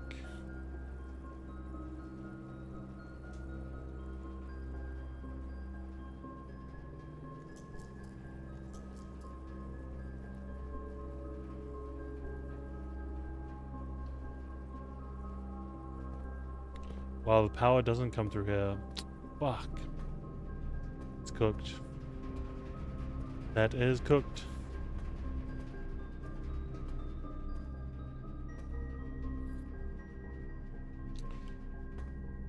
Okay, minecart. Chart. Cart chart. Chart H.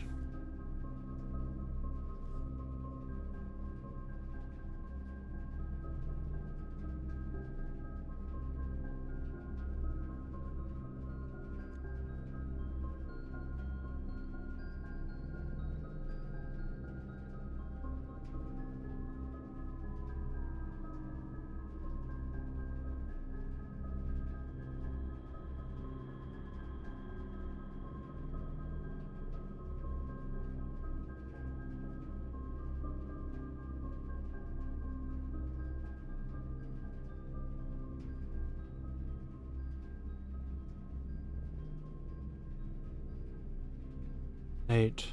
Is this gonna be numbers? I feel like this is gonna say 8 as well.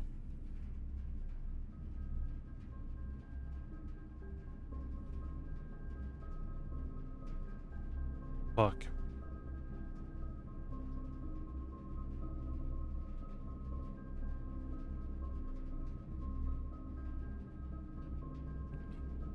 What the fuck are the other numbers? I don't know. I definitely think I've like kind of cooked my layout though. Not good. Wait, maybe I can send power through here if I just send it through the wall without the door. Never mind, could be cooked.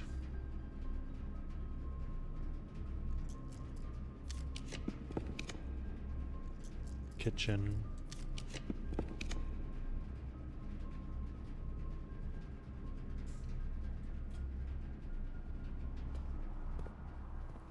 That's a good hit.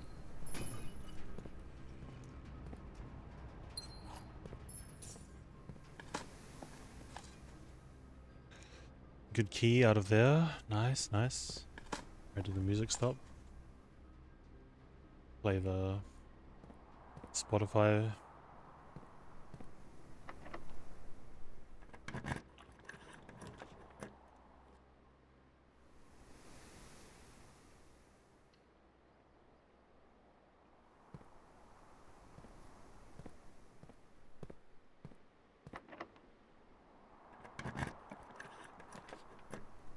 Foyer is great.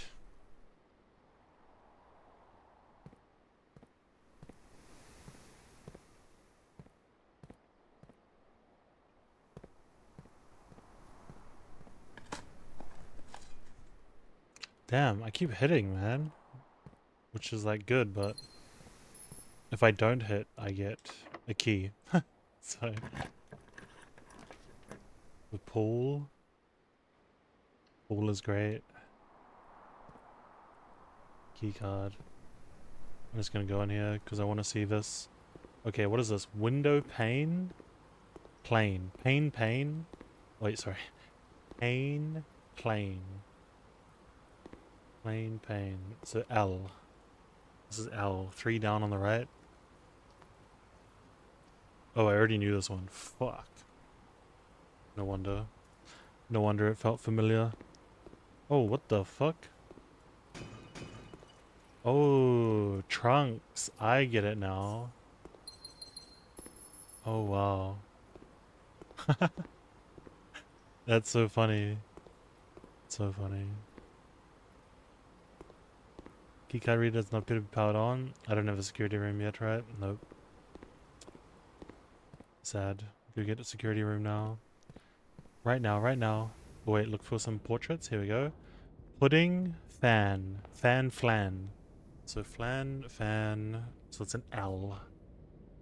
It's an L in this room. L.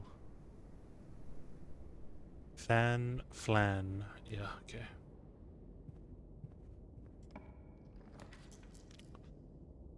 Fuck, just another courtyard. These courtyards are like actually really OP. I really like this strat, although it doesn't give me the correct rooms that I'm after that often. Which ending are you working on? I don't know. I'm kind of also, hey, what's up? Yeah, I'm not sure. So I've been to room 46. Yeah, I kind of don't want spoilers. I'm just like kind of solving the puzzles and mysteries I'm looking for. So yeah, I found room 46, and then now oh man, what have I done? I found the key the second time you come back here.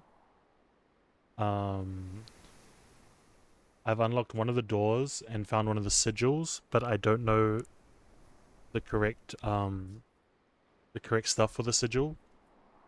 I found the book that talks about the sigils, but yeah, I'm not quite sure. I know that the mountain sigil's yellow, and that's about it.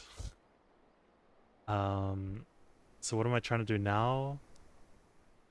I solved the chess piece things. I'm trying to fill out this thing now. Trying to fill out this. And what else?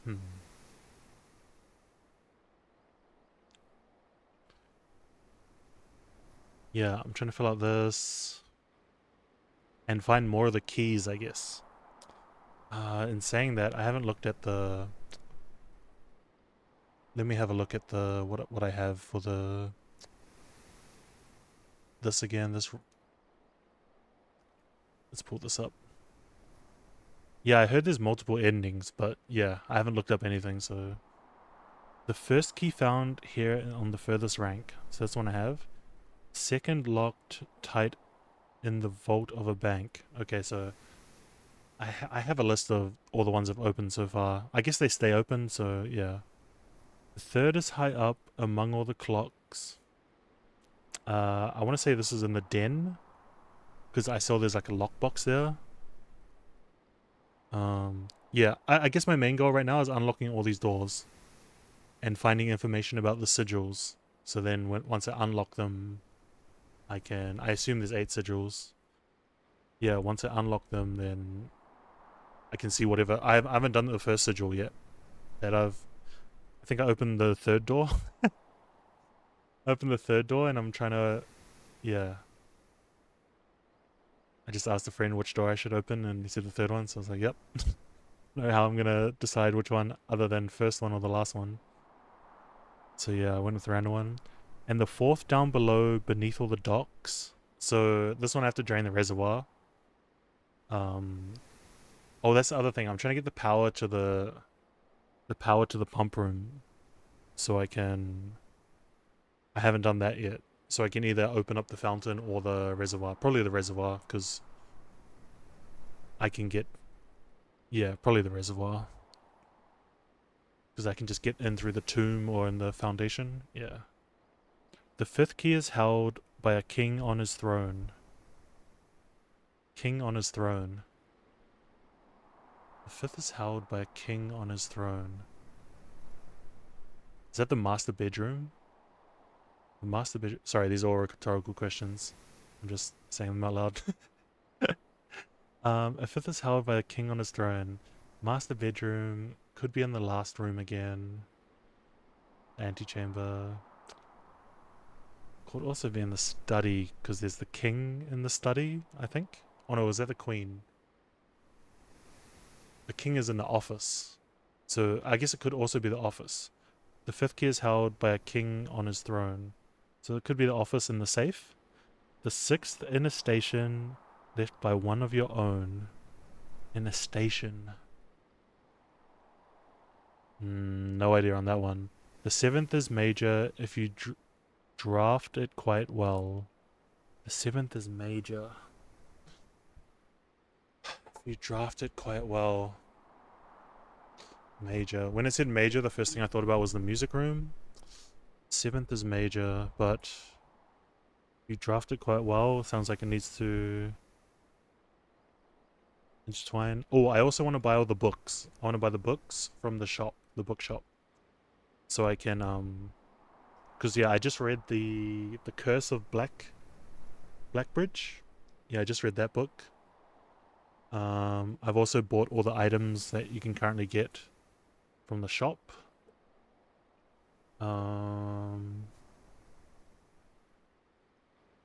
Yeah, so I have dare mode. I haven't checked out what that is yet. But I also have the curse thing at the shrine, which I haven't seen yet. Although in the Curse of the Blackbridge book, it said that the curse was if you take 12 steps, you die. So, yeah, I'm interested to see what that is. It sounds kind of silly, but the seventh is major if your draft is quite late. And the last key is waiting behind the last door of 8. Oh, wait, so should I not just open the 8th door? So that, yeah, because if I open all other 7 doors and not the last door of 8, like say it's the far right one, then I just bricked it, right? Maybe?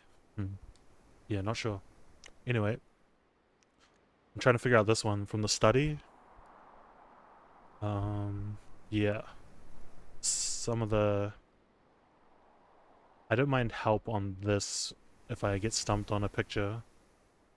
Oh, actually, nah, never mind. It's a lie. I don't want help. Sorry.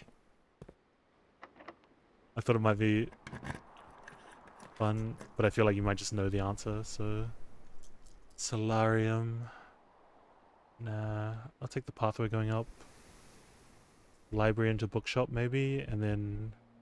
Oh, I didn't walk into the chapel. I did not walk in. I have the bishop currently, so I get plus 30 gold if I walk into the chapel. And it's so far away, oh my god. I have a lot of steps, but still.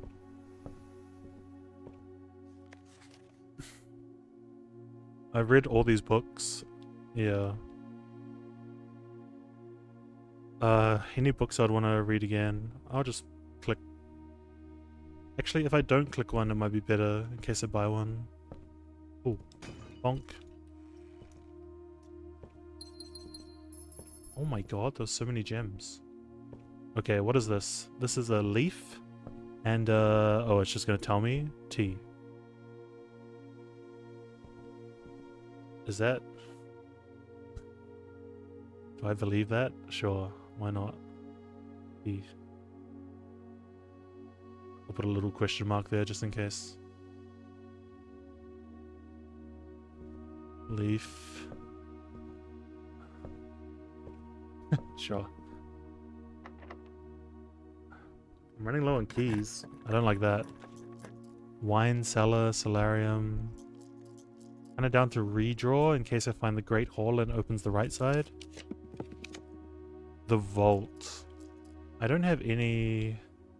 Okay, observatory, sure. Sure. Man, the archive floor plan fucks me so much. I swear. I swear. Okay, let's not click on any more dead end. What is this? Flowers? Green rooms have more flowers? Nice. And keys. Oh, I need a key. Thank you. Oh, yeah. Oh. Sorry. I play the music when it runs out. Oh, that's right. There should be a thing in here. Oh, I don't know what this is, man. And... crate. Crate. Crate? Create? Is that correct? Create. Create. Crate. I'm gonna go with that. Wait. Yes. Yes, yes, yes. Create. Crate. So I'll put an E here. E. Yeah, I'm not even sure, man. It's kind of crazy there's so many endings. Okay, I guess it's a locker room, which is kind of sad because I don't have a conference room, but... YOLO. Do I want to go in here, though?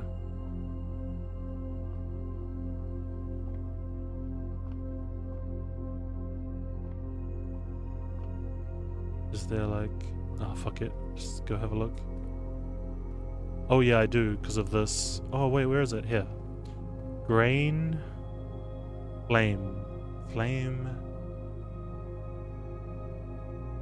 fire, wheat, heat? Is that right? Wheat, heat. Wheat, heat, W.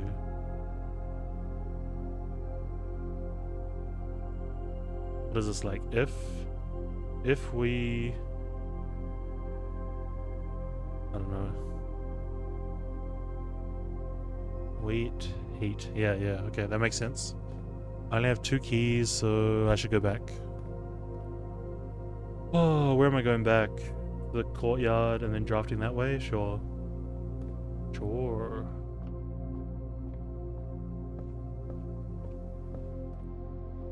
Yep. Man, my keys are running out. Vestibule. My keys are running out and we find this. But then I'm only going to have one way to expand, which is... the dark room. Which now has power. And I have 3 rerolls. I think getting keys is worth it here. Oh damn, I have the corridor down the very bottom still as well. So I think I'm... Man, I might be able to get the full build trophy. Building every block. I've always been one off. Always been one off that. The lockpick kit. And this. Yeah, I'm down. Or I could buy 3 more keys. How good is this? Is this worth 3 keys? Potentially 4. How many rooms can I have left? 1, 2, 3, 4, 5, 6, 7, 8. 7. I think that's just better. Because this is open because it's a corridor. So also it's an early rank, so it probably isn't locked. But yeah, 1, 2, 3, 4, 5, 6, 7. Oh shit. Oh, I turned the power off. Oh no, I think this is a security door. Fuck. Oh, I could be bricked. I could have bricked it. What do I do if it's a security door? If it's a security door, then I have to do something. And I have to go back to the beginning. You have to go back to the beginning, go to the corridor, and hope that the security room's in the bottom right. Yeah. Yeah, security door, bottom right. Alright, that's the plan. That's the plan.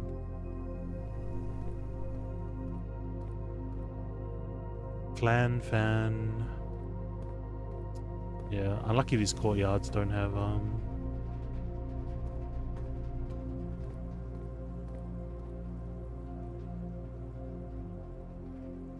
commissary. Did I want to go to the commissary? Oh no, I don't have 1 gold, bro. What am I talking about? Losing my mind. I haven't unlocked the basement pathway, which is really annoying at the moment. Passageway den. Yeah. Passageway den. Yeah, I feel like this is the room with all the clocks and it's up here, but I don't know how to open it. I have a strange feeling that it's going to be to do with the time. Like what time you're in here. But yeah, I just don't know. So we shall see. I think it's better for me to go out the garage. Yeah.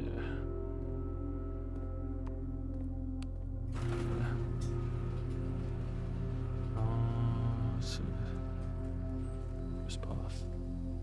What door? What do I? Outside a tool shed. I don't like the tool shed too much. Tool shed. Tool shed.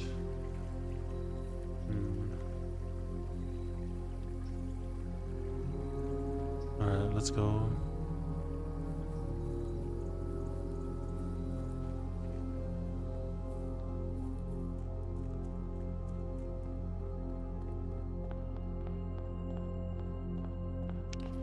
So go in the chapel, plus 30. Plus 30 is pretty sick. Oh, and a key. Actually, the key doesn't matter unless I get security. Fuck. Where are the... Are there any... It's not here. Oh man, the piggy is gone. Sad.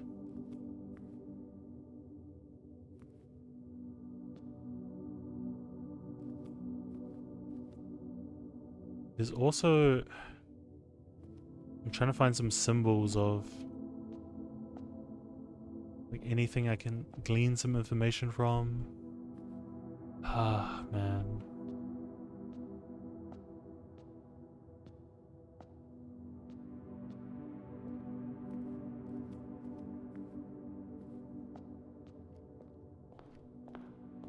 Ace face.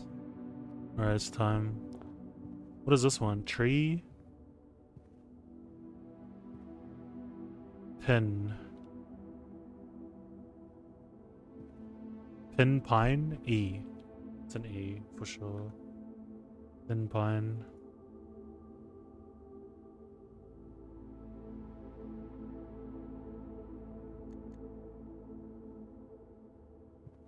Pin pine. Conservatory, no, I need security. Pump room, no. I legit need security. Or something that's gonna give me... And if it's not here, then I'm just gonna click this one. It could be this, because it's one thing. Fuck, solarium. Damn.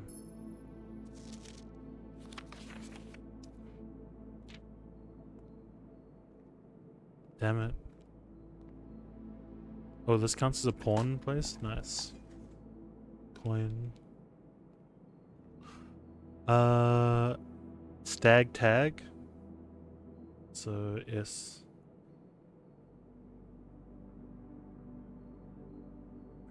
Safes? 8 safes. 8 safes.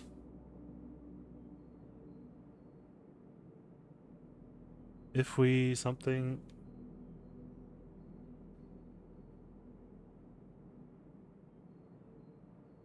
Interesting.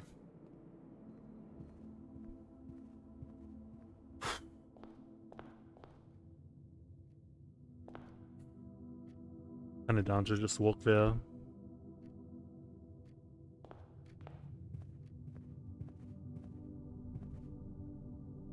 What is this one? Spoon. Soon. Plate, late. 8. Fuck, man. I don't know what the fuck this is. Dessert sheet. Dessert something. And what is this? I'm starting to have a feeling that this is something that is relevant. It's alright. That one I don't know, but I'm starting to think it's an S. How did I not get a security room? That's kind of crazy. I think I made it commonplace as well, security. So yeah, I'm missing a lot of keys.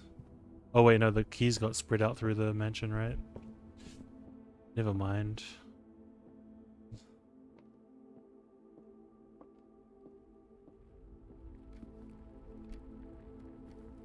Garage.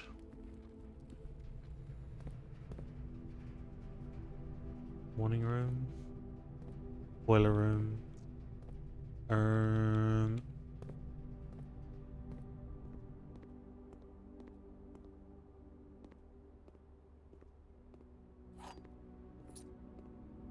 It's fucking locked, bro. Keycard, please. Keycard, keycard. Keycard. What is that? That's a fucking gem, man. Keycard, please. Where? Can a keycard be somewhere? Ah, damn it. What is this? Wheat. Shell. Grain. No, grain rain. G. Alright, this is the final thing before GG. Is it this one? 1, 2, 3, 4. G.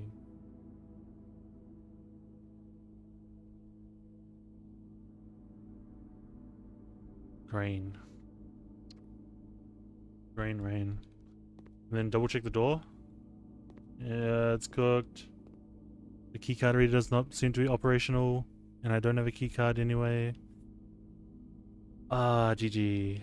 GG. Sad. Locksmith kind of cooked me. I forgot that this was a... Man. I could have got there, I think. At least filling up the place I could have, for sure. Is there anything... Oh yeah, I don't know this one. Cliffside tag. 10.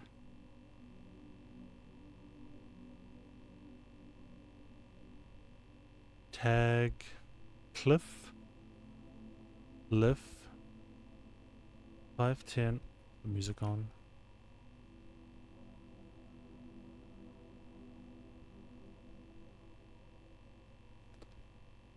Cliff. Price.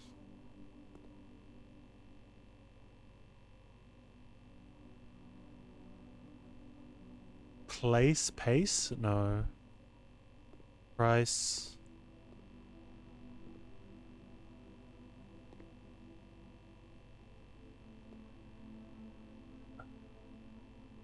Yeah, I'm not sure. This one's cooked. Anyway, I think that's the day. Go again.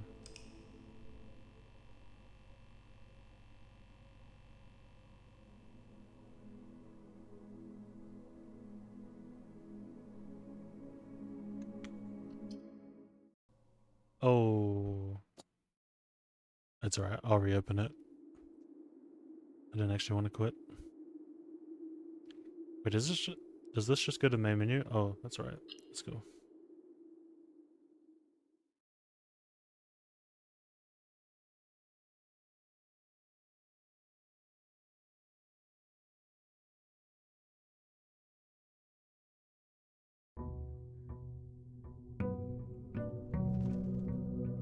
Day 31. Let's go. We got a package too. Start us off right. Have a look. Brass compass, coupon book, keys. Hell yeah. I like this.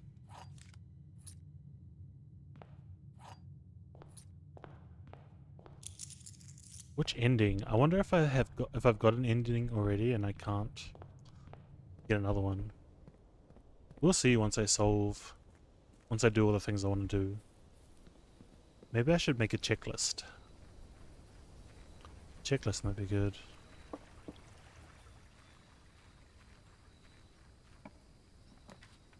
Shrine.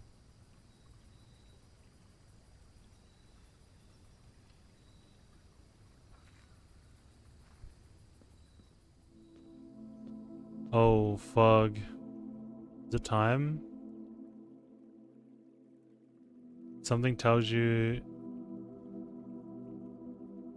it should stay that way. The key does...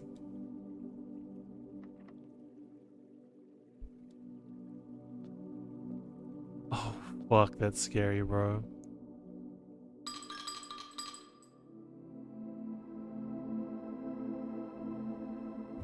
I wonder what the best blessing is. Damn. So if I get a sledgehammer, I come back here, bust it open, and fucking cry after reading what the curse does.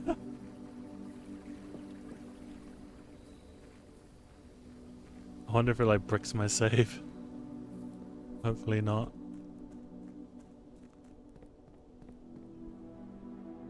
Yep. Maybe I could make a checklist.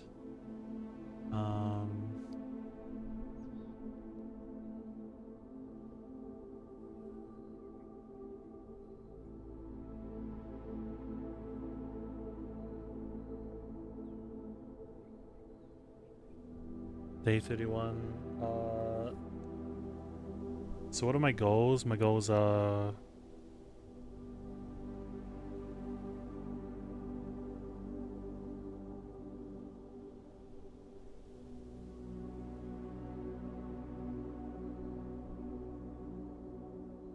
Inner Sanctum Keys.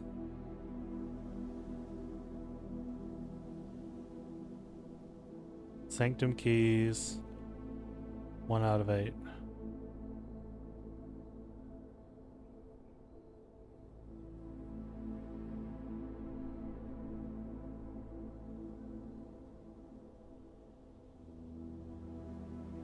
What else am I doing? I want to find...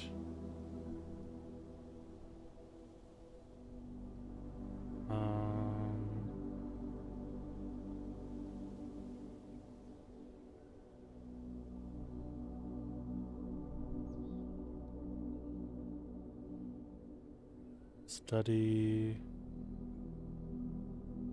Decoded.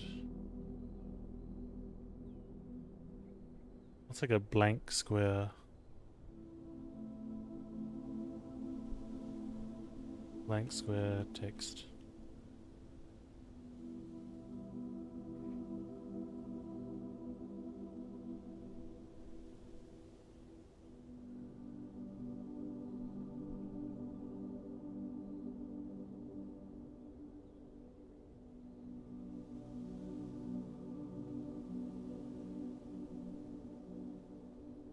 Study decoded.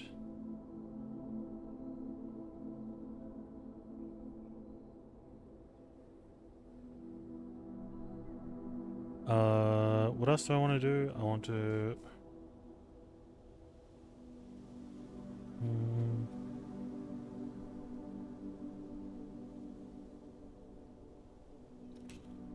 Red letters.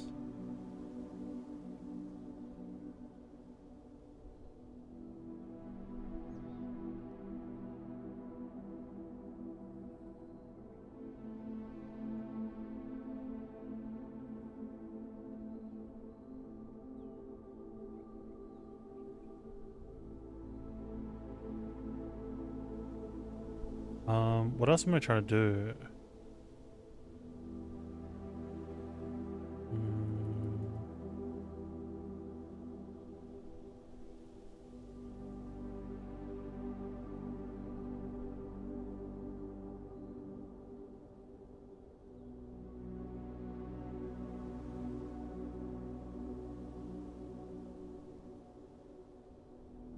Buy books 103.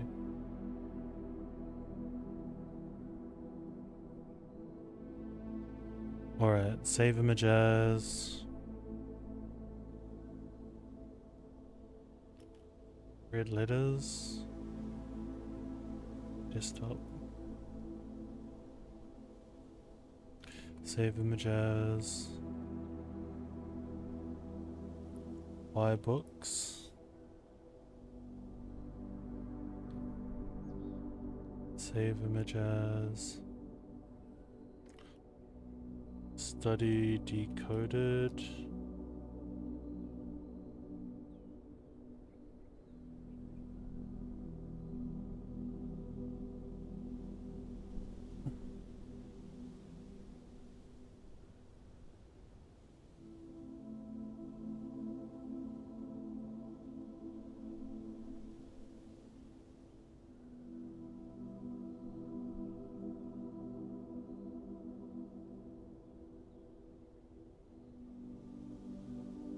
Save image as working on.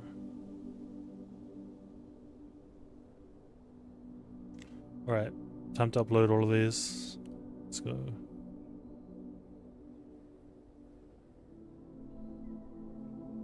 Alright, working on. So,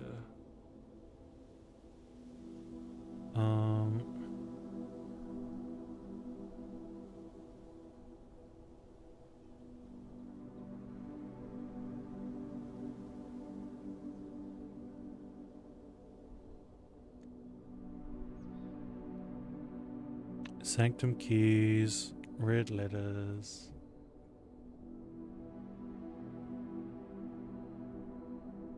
Buy books.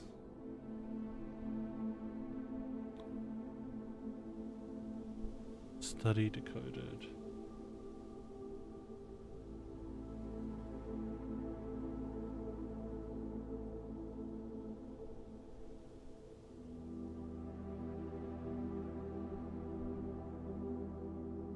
I'm gonna add a group and put them all in there.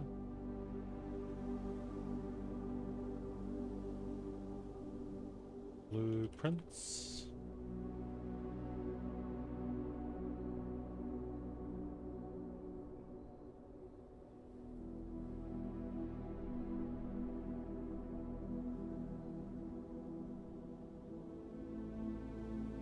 Copy filters. I'm gonna get paste filters.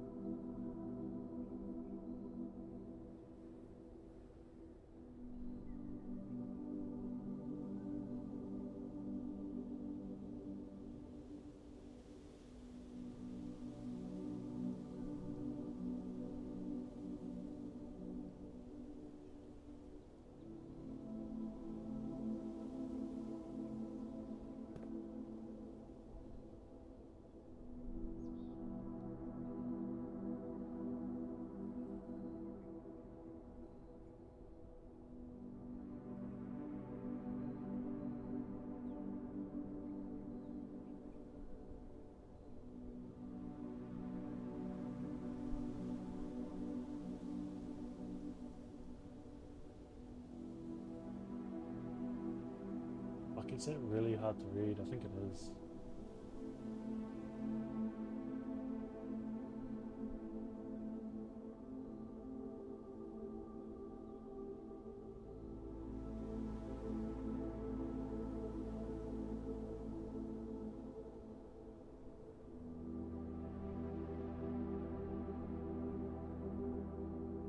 Is that a bit better? I think it is.